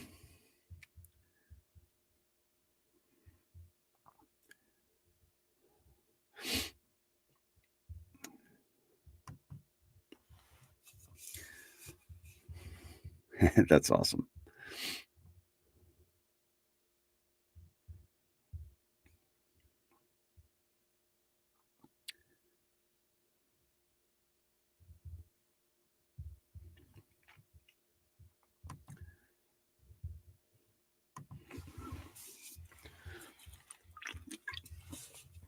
Okay. So, Ghost of Christmas Yet to Come and Scrooge are in the filthy pawn shop type thing. And there's an old guy by the fire smoking his pipe. And then three people come in with bags of, stuff. And they're laughing. All right. Let the charwoman alone to be the first, cried she who entered first. Let the laundress alone to be the second, and let the undertaker's man alone to be the third. Look here, Joe, here's a chance. If we hadn't all three met here without meaning it. You couldn't have met in a better place, said old Joe, removing his pipe from his mouth. Come into the parlor. You were made free of it long ago, you know, and the other two ain't strangers. Stop till I shut the door of the shop. Oh, how it squeaks there. There ain't such a rusty bit of metal in the place as its own hinges, I believe, and I'm sure there's no such old bones here as mine. We're all suitable to our calling. We're well matched. Come on in the parlor. Come on in the parlor. The parlor was the space behind the screen of rags. The old man raked the fire together with an old stair rod, and having trimmed his smoky lamp, for it was night, with the stem of his pipe, he put it in his mouth again. While he did this, the woman who had already spoken threw her bundle on the floor and sat down in a flaunting manner on a stool, crossing her elbows on her knees and looking with a bold defiance at the other two. What odds, then? What odds, Miss Delber? Said the woman. Every person has a right to take care of themselves. He always did. That's true indeed, said the laundress. No man more so. Why, then, don't stand there staring Why, then don't stand staring as if you was afraid, woman. Who's the wiser? We're not going to pick holes in each other's coats, I suppose." "No, indeed," said Mrs. Dilber and the man together. "We should hope not." "Very well, then," cried the woman. "That's enough. Who's the worse for the loss of a few things like these? Not a dead man, I suppose." "No, indeed," said Mrs. Dilber, laughing. "If he wanted to keep him after he is dead, a wicked old screw," pursued the woman, "why wasn't he why wasn't he natural in his lifetime? If he had been, he'd have had somebody to look after him. If he had been, he'd have had somebody to look after him when he was struck with death, instead of lying gasping out there alone by himself." "It's the truest words that ever was spoke," said Mrs. Dilber. "It's a judgment on him." "I wish it was a little heavier judgment," replied the woman, "and it should have been. You may depend upon it, if I could have laid my hands on anything else. Open that bundle, old Joe. Let me know the value of it. Speak out plain. I'm not afraid to be the first, nor afraid for them to see it. We know pretty well that we were helping ourselves before we met here, I believe. It's no sin. Open the bundle, Joe." But the gallantry of her friends would not allow this, and the man in faded black, mounting the breech first, produced his plunder. It was not extensive. A seal or two, a pencil case, a pair of sleeve buttons, and a brooch of no great value were all. They were severally examined and appraised by old Joe, who chalked the sums he was disposed to give for each upon the wall, and added them up into a total when he found there was nothing more to come. "That's your account," said Joe, "and I wouldn't give another sixpence if I was boiled for not doing it. Who's next?" Mrs. Dilbert was next. Sheets and towels, a little wearing apparel, 2 old-fashioned silver spoons, a pair of sugar tongs, and a few boots. Her account was stated on the wall in the same manner. "I always give too much to the ladies. It's a weakness of mine, and that's the way I'll ruin myself," said old Joe. "That's your account. If you asked me for another penny and made it an open question, I'd repent of being so liberal and knock it off half a crown." "And now undo my bundle, Joe," said the first woman. Joe went down on his knees for the greater convenience of opening it, and having unfastened a great many knots, dragged out a large and heavy roll of some dark stuff. "What do you call this?" said Joe. "Bed curtains?" "Ah," returned the woman, laughing and leaning forward on her crossed arms. "Bed curtains. You don't mean to say you took 'em down, rings and all, with him lying there?" said Joe. "Yes, I do," replied the woman. "Why not?" "You were born to make your fortune," said Joe, "and you'll certainly do it." "I certainly shan't hold my hand when I can get anything in it by reaching out, for the sake of such a man as he was, I promise you, Joe," returned the woman coolly. "Don't drop that oil upon the blankets now." "His blankets?" asked Joe. "Uh, his blankets?" asked Joe. "Who else's do you think?" replied the woman. "He isn't likely to take cold without 'em, I dare say." "I hope he didn't die anything catching, huh?" said old Joe, stopping in his work and looking up. "Don't you be afraid of that," returned the woman. "I ain't so fond of his company that I'd loiter about him for such things if he did. You may look through that shirt till your eyes ache, but you won't find a hole in it nor a threadbare place. It's the best he had, and a fine one, too. They'd have wasted it if it hadn't been for me." "What do you call wasting of it?" asked Joe. "Putting it on him to be buried, to be sure," replied the woman with a laugh. "Somebody was fool enough to do it, but I took it off again. If calico ain't good enough for such a purpose, it ain't good enough for anything. It's quite as becoming to the body. He can't look uglier than he did in that one." Scrooge listened to this dialogue in horror, as they sat grouped about their spoil in the scanty light afforded by the old man's lamps. He viewed them with a detestation and disgust which could hardly have been greater, though they, demons, marketing the corpse itself.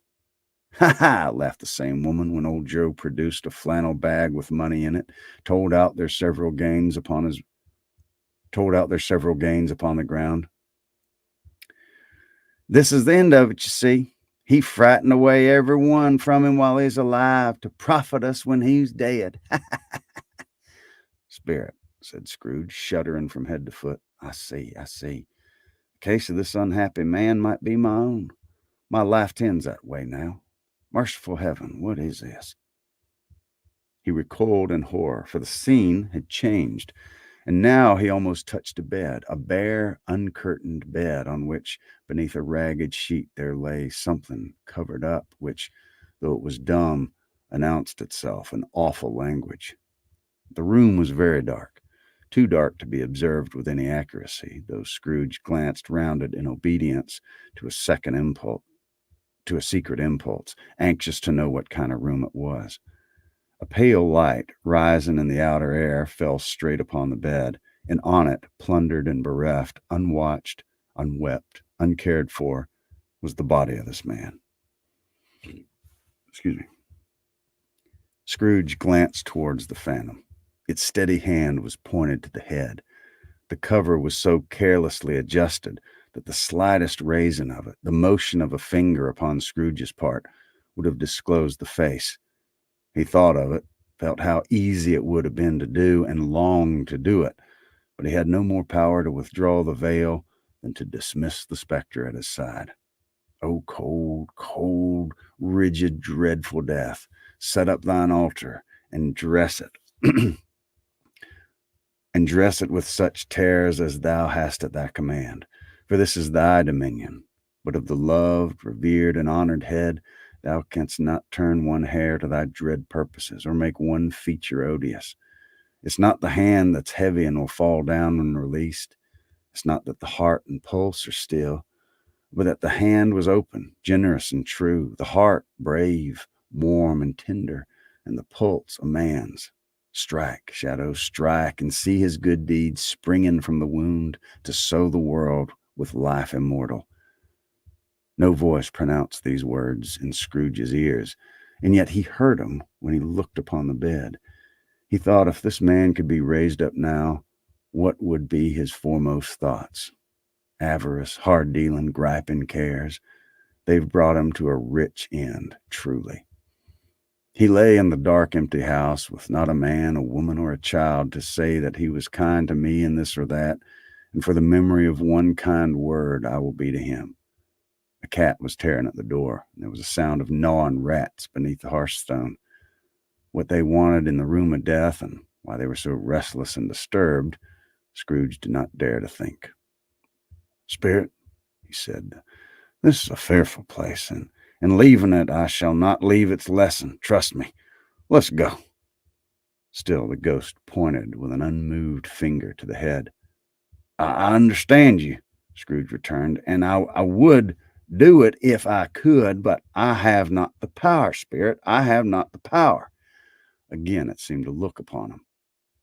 If there's any person in the town who feels emotion caused by this man's death, said Scrooge, quite agonized, show that person to me, Spirit, I beseech you. The phantom spread its dark robe before him for a moment like a wing, and withdrawing it revealed a room by daylight where a mother and her children were. She was expecting someone, and with anxious eagerness she walked up and down the room, started at every sound, looked out from the window, glanced at the clock, tried, but in vain, to work with her needle, and could hardly bear the voices of the children and their play. At length the long-expected knock was heard. She hurried to the door and met her husband, a man whose face was careworn and depressed, though he was young. There was a remarkable expression in it now, a kind of serious delight of which he felt ashamed and which he struggled to repress. He sat down to the dinner that had been boarded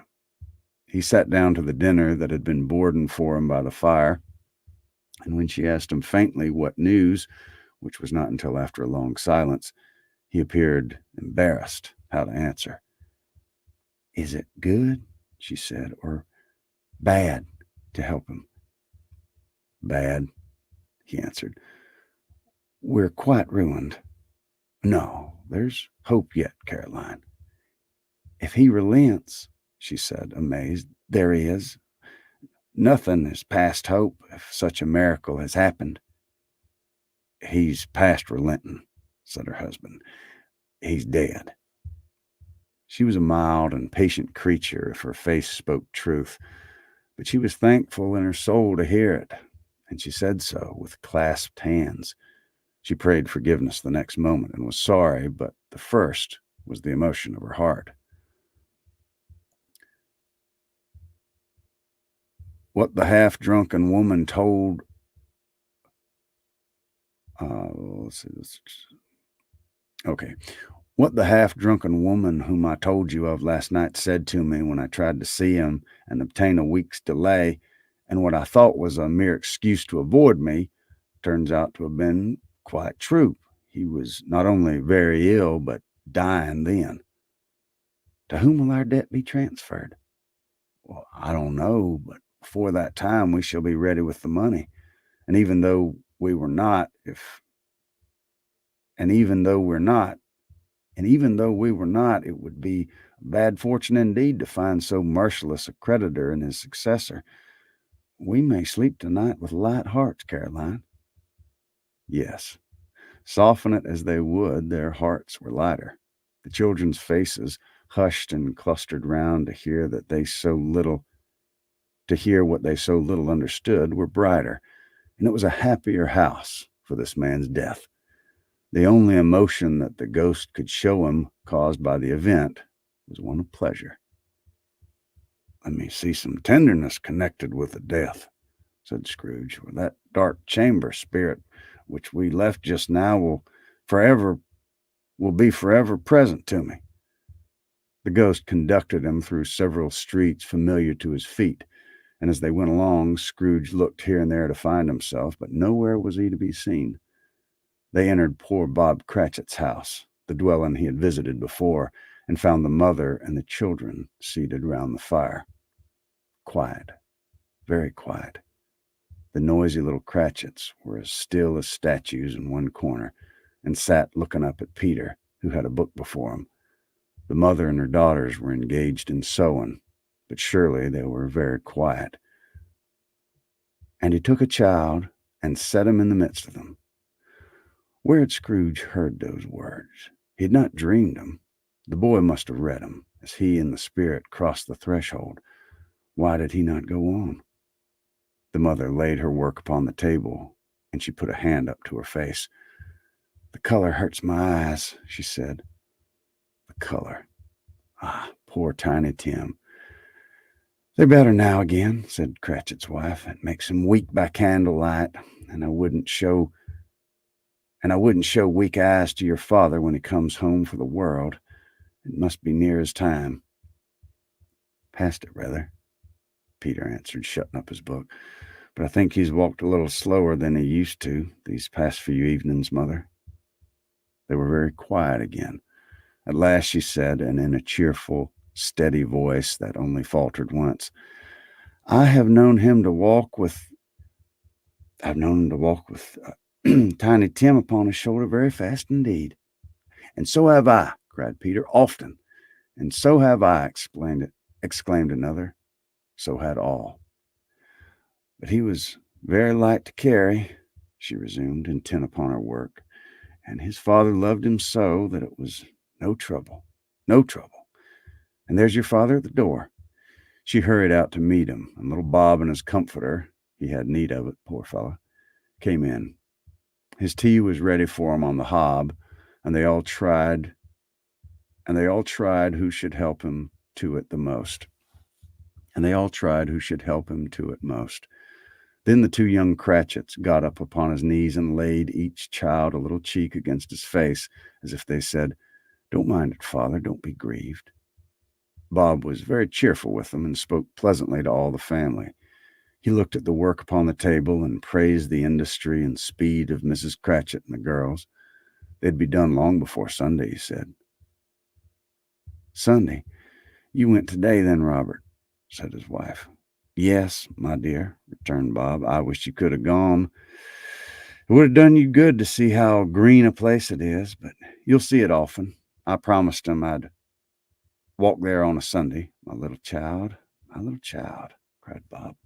My little child. He broke down all at once. He couldn't help it. If he could have helped it, he and his child would have been farther apart, perhaps, than they were. He left the room and went upstairs into the room above, which was lighted cheerfully and hung with Christmas. There was a chair set close beside the child, and there were signs of someone's having been there lately. Poor Bob sat down in it, and when he thought of it, and when he had a little and when he thought a little and composed himself, he kissed the little face. He was reconciled to what had happened and went down again quite happy. They drew about the fire and talked, the girls and mother working still. Bob told him of the extraordinary kindness of Mr. Scrooge's nephew, whom he had scarcely seen but once, and who, meeting him in the street that day, and seeing that he looked just a little down, said Bob, inquired what had happened to distress him. On which, said Bob, for he is the pleasantest spoken fellow you ever heard, I told him, I'm heartily sorry for it, Mr. Cratchit, he said, and heartily sorry for your good wife. By the by, how he ever knew that, I don't know. Knew what, my dear? Why, that you were a good wife, replied Bob. Everybody knows that, said Peter. Very well observed, my boy, cried Bob. I hope they do. Heartily sorry, he said, for your good wife. If I can be of service to you in any way, he said, giving me his card, that's where I live. Pray come to me. Now, it wasn't, cried Bob, for the sake of anything he might be able to do for us, so much as for his kind way that this was quite delightful. It really seemed as if he knew our Tiny Tim and felt with us. I'm sure he's a good soul, said Mrs. Cratchit. You would be sure of it, my dear, returned Bob, if you saw and spoke to him. I shouldn't be surprised at all, mark what I say, if he got Peter a better situation. Only hear that, Peter, said Mrs. Cratchit. And then, cried one of the girls, Peter will be keeping money with someone and setting up for himself. Peter will be keeping company with someone and setting up for himself. Get along with you, retorted Peter, grinning. It's just as likely as not, said Bob. One of these days, though, there's plenty of time for that, my dear. But however and when we ever part from one another, I'm sure we shall none of us forget poor Tiny Tim, shall we? Or this first parting that there was among us. Never, father, cried they all. And I know, said Bob, I know, my dears, that we recollect how patient and how mild he was, although he was a little child. We shall not quarrel easily among ourselves and forget poor Tiny Tim in doing it. No, father, no, they all cried again. I'm very happy, said Bob. I'm very happy. Mrs. Cratchit kissed him. His daughters kissed him. The two young Cratchits kissed him, and Peter and himself shook hands. Spirit of Tiny Tim, thy childish essence was from God. Spectre, said Scrooge, something informs me that our parting moment's at hand. I know it, but I know not how. Tell me what man was that we saw lying dead? The ghost of Christmas yet to come conveyed him as before, though at a different time, he thought. Indeed, there seemed no order in these latter visions, save that they were in the future, into the resorts of businessmen, but showed him not for himself. Into the resorts of businessmen, but showed him not himself. Indeed, the spirit did not stay for anything, but went straight on, as to the end just now desired, until besought by Scrooge to tarry for a moment. This courts, said Scrooge, though which we hurry now, is where my place of occupation is, and has been at length for some time. I see the house. Let me behold what I shall be in days to come. The spirit stopped. The hand was pointed elsewhere.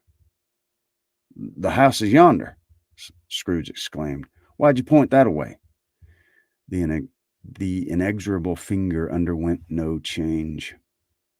Scrooge hastened to the window of his office and looked in. It was an office still, but not his. The furniture was not the same, and the figure in the chair was not himself. The phantom pointed as before. He joined it once again, and wondering why and whither he had gone, accompanied it until they reached an iron gate. He paused to look round before entering.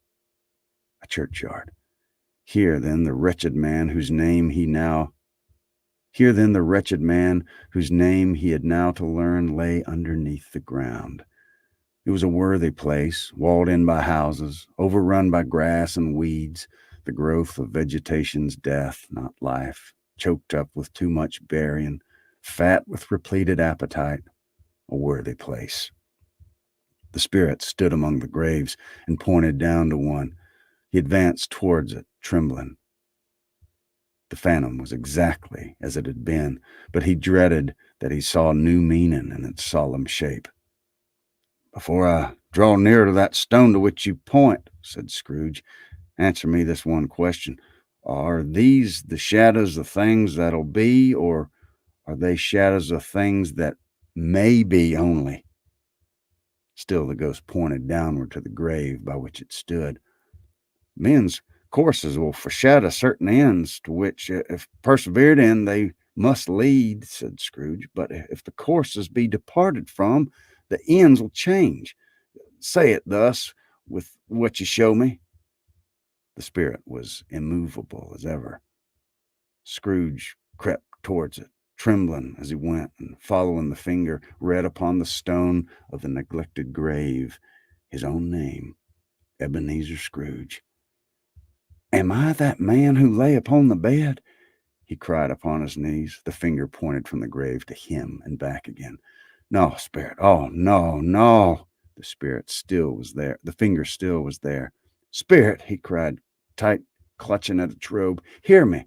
I am not the man I was. I'll not be the man I was been. I will not be the man I must have been for this intercourse. Why show me this if I'm past all hope?" For the first time, the hand appeared to shake. "Good spirit," he pursued, as down upon the ground he fell before it, Your nature intercedes for me and pities me. Assure me that I may yet change these shadows you have shown me by an altered life." The kind hand trembled. "I'll honor Christmas in my heart and try to keep it all the year. I'll live in the past, the present, and the future. The spirits of all three shall strive within me. I'll not shut out the lessons that they teach. Oh, tell me that I may, tell me I may sponge away the writing on this stone." In his agony, he caught the spectral hand. It sought to free itself, but he was strong in his entreaty and detained it. The spirit, stronger yet, repulsed him. Holding up his hands in a last prayer to have his fate eye reversed.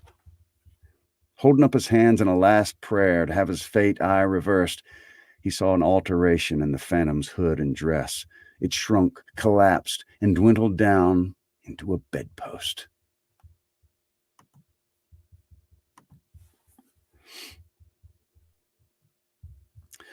That is the end of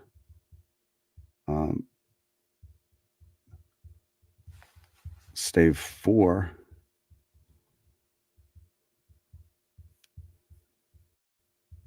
Man, this writing's so good. It is so good.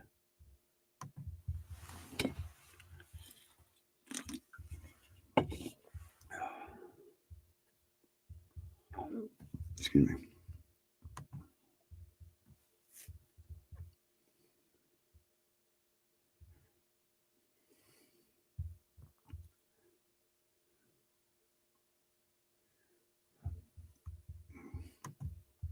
That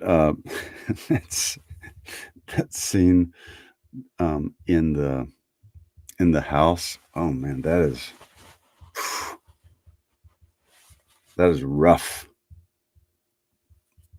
But it makes chapter 5 all the better. You know what I mean? It's just it's wonderful.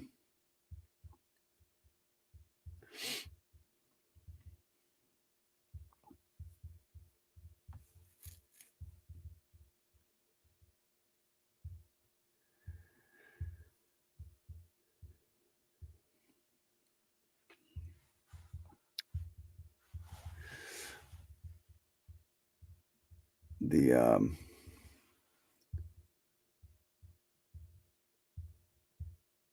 let's see.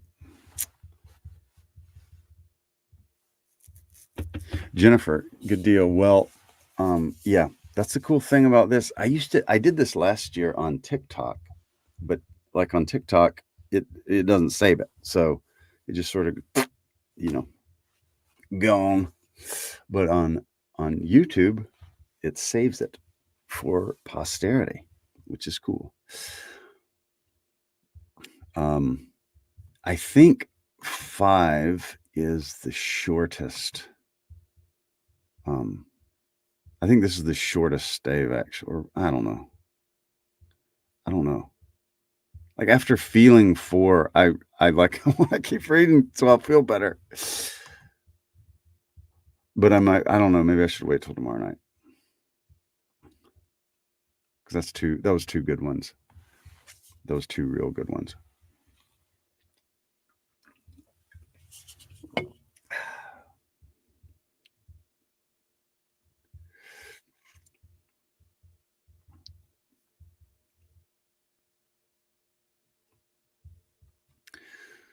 So, well, thank you for the some great suggestions for the next reading. What do you call it?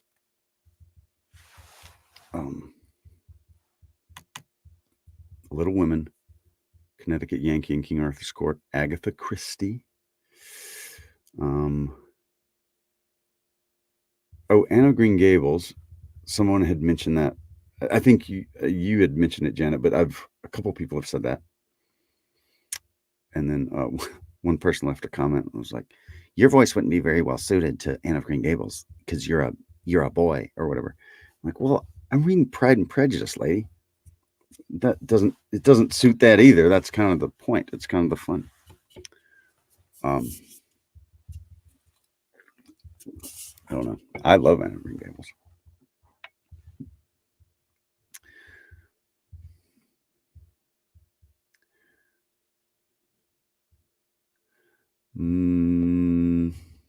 I'm seriously toying with the idea. Even if y'all all go to bed, y'all can. I mean, definitely can go to bed. Treasure Island. That's one of my very favorite books. That really, I mean, it truly is one of my favorite books. I mean, Treasure Island was, it wrote in our minds what a pirate should be. And then Robert Newton in the 50s brought it to life with the Disney character. So, I mean, if you were to read it now, you kind of think, well, that's kind of,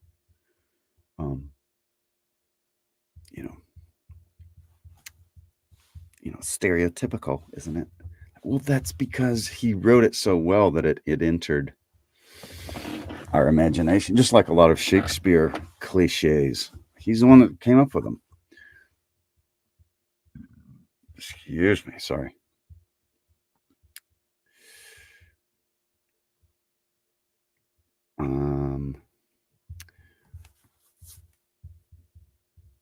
Yeah, I'm the same way. It's the attitude of the narrator, not the timbre of the voice necessarily.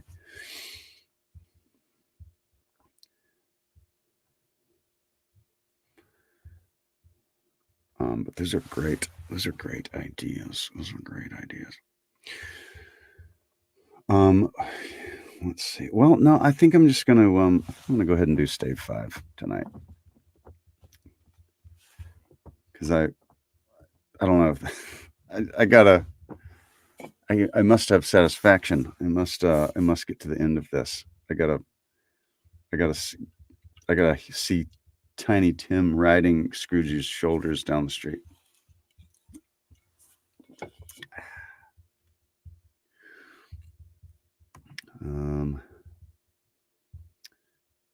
The Little House books are very good.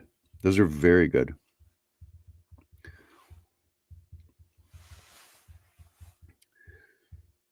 Yeah, definitely. Good choices. All right. I'm glad we had this talk. Okay. Stave 5, the end of it. Yes, and the bedpost was his own. And the bed was his own. The room was his own. Best and happiest of all, the time before him was his own to make amends in. I'll live in the past, the present, and the future, Scrooge repeated as he scrambled out of bed. The spirits of all three shall strive within me. Oh, Jacob Marley, heaven and the Christmas time be praised for this day. I say it on my knees, old Jacob, on my knees. He was so fluttered and so glowing with his good intentions that his broken voice could scarcely answer to his call. He had been sobbing violently in his conflict with the spirit, and his face was wet with tears. "They're not torn down," cried Scrooge, folding one of his bed curtains in his arms. "They're not torn down, rings and all. They're here. I'm here. The shadows of the things that would have been may be dispelled. They will be. I know they will be." His hands were busy with his garments all this time, turning them inside out, pulling them on upside down, tearing them, mislaying them, making them parties to every kind of extravagance. "I don't know what to do," cried Scrooge, laughing and crying in the same breath, and making a perfect Laocoon of himself with his stockings. I'm as light as a feather. I'm happy as an angel. I'm merry as a schoolboy. I'm giddy as a drunk man. A Merry Christmas to everybody. A Happy New Year to the world. Hello there. Woohoo! Yeah. He had frisked into the sitting room and was now standing there perfectly winded. "There's the saucepan that the gruel was in," cried Scrooge, starting off again and going round the fireplace. "There's the door by which the ghost of Jacob Marley entered. There's the corner which the ghost of Christmas present sat. There's the window where I saw the wandering There's the spirit where I saw the wandering spirits. It's all right. It's all true. It all happened." Ha ha ha ha ha. Really, for a man who had been out of practice for so many years, it was a splendid laugh, a most illustrious laugh, the father of a long, long line of brilliant laughs. "I don't know what day of the month it is," cried Scrooge. "I don't know how long I've been among the spirits. I don't know anything. I'm quite a baby. Never mind, I don't care. I'd rather be a baby. Hello, woohoo, woohoo, hello there." He was checked in his transports by the churches ringing out their lustiest peals that he'd ever heard. Clash, clang, hammer, ding, dong, bell. Bell, dong, ding, hammer, clash, crash. Oh, glorious, glorious. Running to the window, he opened it, and putting out his stirring cold hand, piping for the blood to dance to. Golden sunlight, heavenly sky, sweet fresh air, merry bells. Oh, glorious, glorious. "What's today?" cried Scrooge, calling downward to a boy in Sunday clothes who perhaps had loitered in to look about him. "Eh?" returned the boy with all his might of wonder. "What's today, my fine fellow?" said Scrooge. "Today?" replied the boy. "Why, it's Christmas Day." "It's Christmas Day," said Scrooge to himself. "I hadn't missed it. The spirits have done it all in one night. They can do anything they like. Of course they can. Of course they can. Hello, my fine fella." "Hello," returned the boy. "You know the Poulters in the next street, but one at the corner?" Scrooge inquired. "I should hope I did," replied the lad. "An intelligent boy," said Scrooge. "A remarkable boy. Do you know whether they've sold the prize turkey that was hanging up there? Not the little prize turkey, the big one." "What, the one as big as me?" returned the boy. "What a delightful boy," said Scrooge. "It's a pleasure to talk to him." "Yes, my boy. It's hanging there now," replied the boy. "Is it?" said Scrooge. "Go buy it." What?" exclaimed the boy. "No, no," said Scrooge. I'm in earnest. Go and buy it and tell him to bring it here that I may give him the direction where to take it. Come back with the man and I'll give you a shilling. Come back with him in less than 5 minutes, I'll give you a half-crown. "I'll send it to Bob Cratchit," whispered Scrooge, rubbing his hands and splitting with a laugh. "He shan't know who sends it. It's twice the size of Tiny Tim. Joe Miller never made such a joke as sending it to Bob's will be." The hand in which he wrote the address was not a steady one, but write it he did somehow, and went downstairs to open the street door, ready for the coming of the poulterer's man. As he stood there waiting his arrival, the knocker caught his eye. "I shall love it as long as I live," cried Scrooge, patting it with his hand. "I scarcely ever looked at it before. What an honest expression it has in its face. It's a wonderful knocker. Here's the turkey. Hello, whoo, how are you? Merry Christmas." It was a turkey. He could never have stood upon his own legs, that bird. It would have snapped them off in a minute like sticks of sealing wax. "Why, it's impossible to carry that to Camden Town," said Scrooge. "You must have a cab." The chuckle with which he said this, and the chuckle with which he paid for the turkey, and the chuckle with which he paid for the cab, and the chuckle with which he recompensed the boy, were only to be exceeded by the chuckle with which he sat down breathless in his chair again, and chuckled till he cried. Shaving was not an easy task, for his hand continued to shake very much, and shaving requires attention even when you don't dance while you're at it. But if he had cut off the end of his nose, he would have put a piece of sticking plaster over it and been quite satisfied. He dressed himself all in his best, and at last got into the streets. The people were by this time pouring forth, and as he had seen him with the ghost of Christmas present and walking with his hands behind him, Scrooge regarded every one with a delighted smile. He looked so irresistibly pleasant, in a word, that 3 or 4 good-humored fellows said, "Good morning, sir, a Merry Christmas to you." And Scrooge said often afterwards that of all the blithe sounds he had ever heard, those were the blithest in his ears. He had not gone far when, coming on towards him, he beheld the portly gentleman who had walked into his counting-house the day before, and said, "Scrooge and Marley's, I believe." It sent a pang across his heart to think how this old gentleman would look upon him when they met, but he knew what path lay straight before him, and he took it. "My dear sir," said Scrooge, quickening his pace and taking the old gentleman by both hands, "how do you do? I hope you succeeded yesterday. It was very kind of you. A Merry Christmas to you, sir." "Mr. Scrooge?" "Yes," said Scrooge, "that's my name, and I fear it may not be pleasant to you. Allow me to ask your pardon, and will you have the goodness—" Here Scrooge whispered in his ear. "Lord bless me!" cried the gentleman, as if his breath were gone. "My dear Mr. Scrooge, are you serious?" "If you please," said Scrooge, "not a farthing less. A great many back payments are included in it, I assure you. Will you do me that favor?" "My dear sir," said the other, shaking hands with him, "I don't know what to say. I don't know—" "Well, don't say anything," retorted Scrooge. "Come and see me, will you? Will you come and see me?" "I will," cried the old man, and it was clear he meant to do it. "Thank you," said Scrooge. "I'm much obliged to you. I thank you 50 times. Bless you."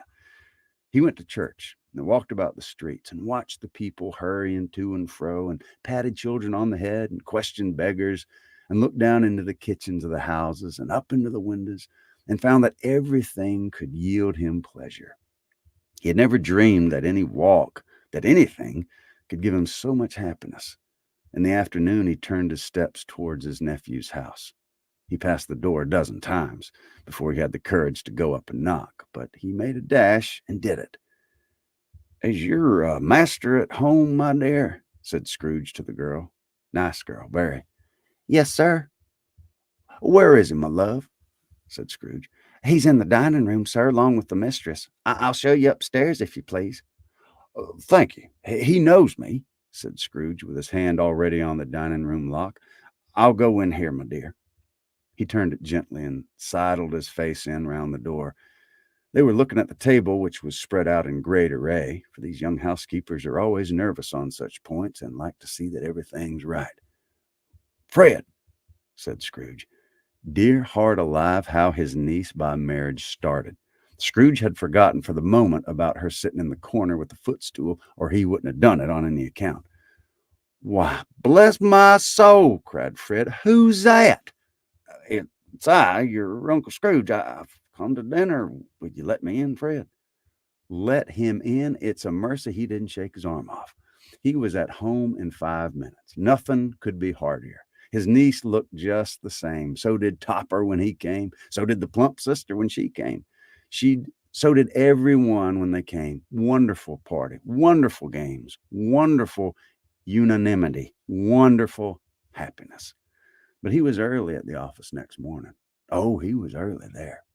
If he could only be there first and catch Bob Cratchit coming in late, that was the best thing he had set his heart upon.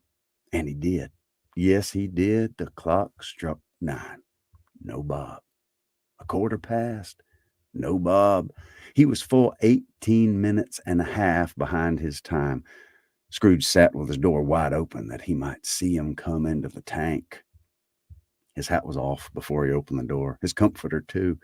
He was on a stool in a jiffy, driving away with his pen as if he were trying to overtake 9 o'clock. "Hello!" growled Scrooge in his accustomed voice, as near as he could feign it. "What do you mean by coming in here at this time of the day?" "I'm very sorry, sir," said Bob. "I'm behind on my time." "You are?" repeated Scrooge. "Yes, I think you are. Step this way, if you please." "It's only once a year, sir," pleaded Bob, appearing from the tank. "It shall not be repeated. I was making rather merry yesterday, sir." "Now, I tell you what, my friend," said Scrooge, I am not going to stand this sort of thing any longer. And therefore," he continued, leaping up from his stool and giving Bob such a dig in the waistcoat that he staggered back into the tank again, "and therefore I'm about to raise your salary." Bob trembled and got a little nearer to the ruler. He had a momentary idea of knocking Scrooge down with it, holding him and calling the people in the court for help in a straitjacket. "A Merry Christmas, Bob," said Scrooge with an earnestness that could not be mistaken, as he clapped him on the back. "A Merrier Christmas, Bob, my good fellow, than I've given you for many a year. I'm going to raise your salary and endeavor to assist your struggling family. And we'll discuss your affairs this very afternoon over a Christmas bowl of smoking bishop, Bob. Make up the fires and buy another coal scuttle before you dot another I, Bob Cratchit." Scrooge was better than his word. He did it all and infinitely more. And to Tiny Tim, who did not die, he was a second father. He became as good a friend, as good a master, and as good a man as the good old city ever knew, or any other good old city, town, or borough in the good old world. Some people laughed to see the alteration in him, but he let them laugh, and little heeded them, for he was wise enough to know that nothing ever happened on this globe for good at which some people did not have their fill of laughter in the outset. And knowing that such as these would be blind anyway, he thought it quite as well that they should wrinkle up their eyes in grins as have the malady in less attractive forms. His own heart laughed, and that was quite enough for him. He had no further intercourse with the spirits, but lived upon the total abstinence principle ever afterwards. And it was always said of him that he knew how to keep Christmas well, if any man alive possessed the knowledge. May that truly be said of us, and of all of us. And so, as Tiny Tim observed, God bless us, every one. And that is the end. What a great story.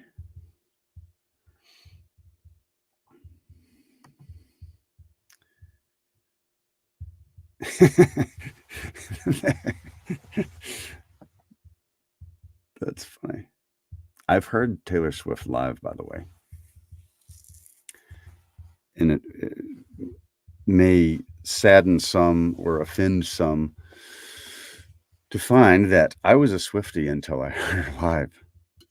She was not that good. I was sorely disappointed.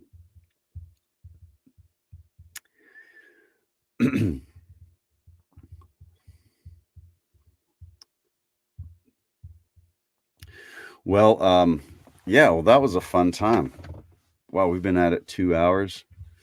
What a great time. I really appreciate you sharing this time with me. I love this kind of stuff, and fun meeting other people that like it too. Because there's a lot of times you're just in your everyday life, you don't often, run into people maybe that will sit here for an hour and listen to a great piece of literature, right? Most people are too, I don't know, they don't like that kind of thing. So when you find people that do, it's always very nice. And I just think it's great. So, but yeah, thank you all ever so much. And yeah, we will do this. We'll do this some more. Thank you. And I love seeing, like everybody making friends in the chat. I think that's awesome. And so with all of your help, anytime that I'm live now, a lot of times I'm I'm looking at a screen and I'm not watching the comments. And so obviously, I'm really thankful everybody's being nice, but let's keep it that way, right? If anybody's not nice, we can just politely ask them to be nice or beat it. You know what I mean? And so I really appreciate just the wonderful atmosphere with all of you.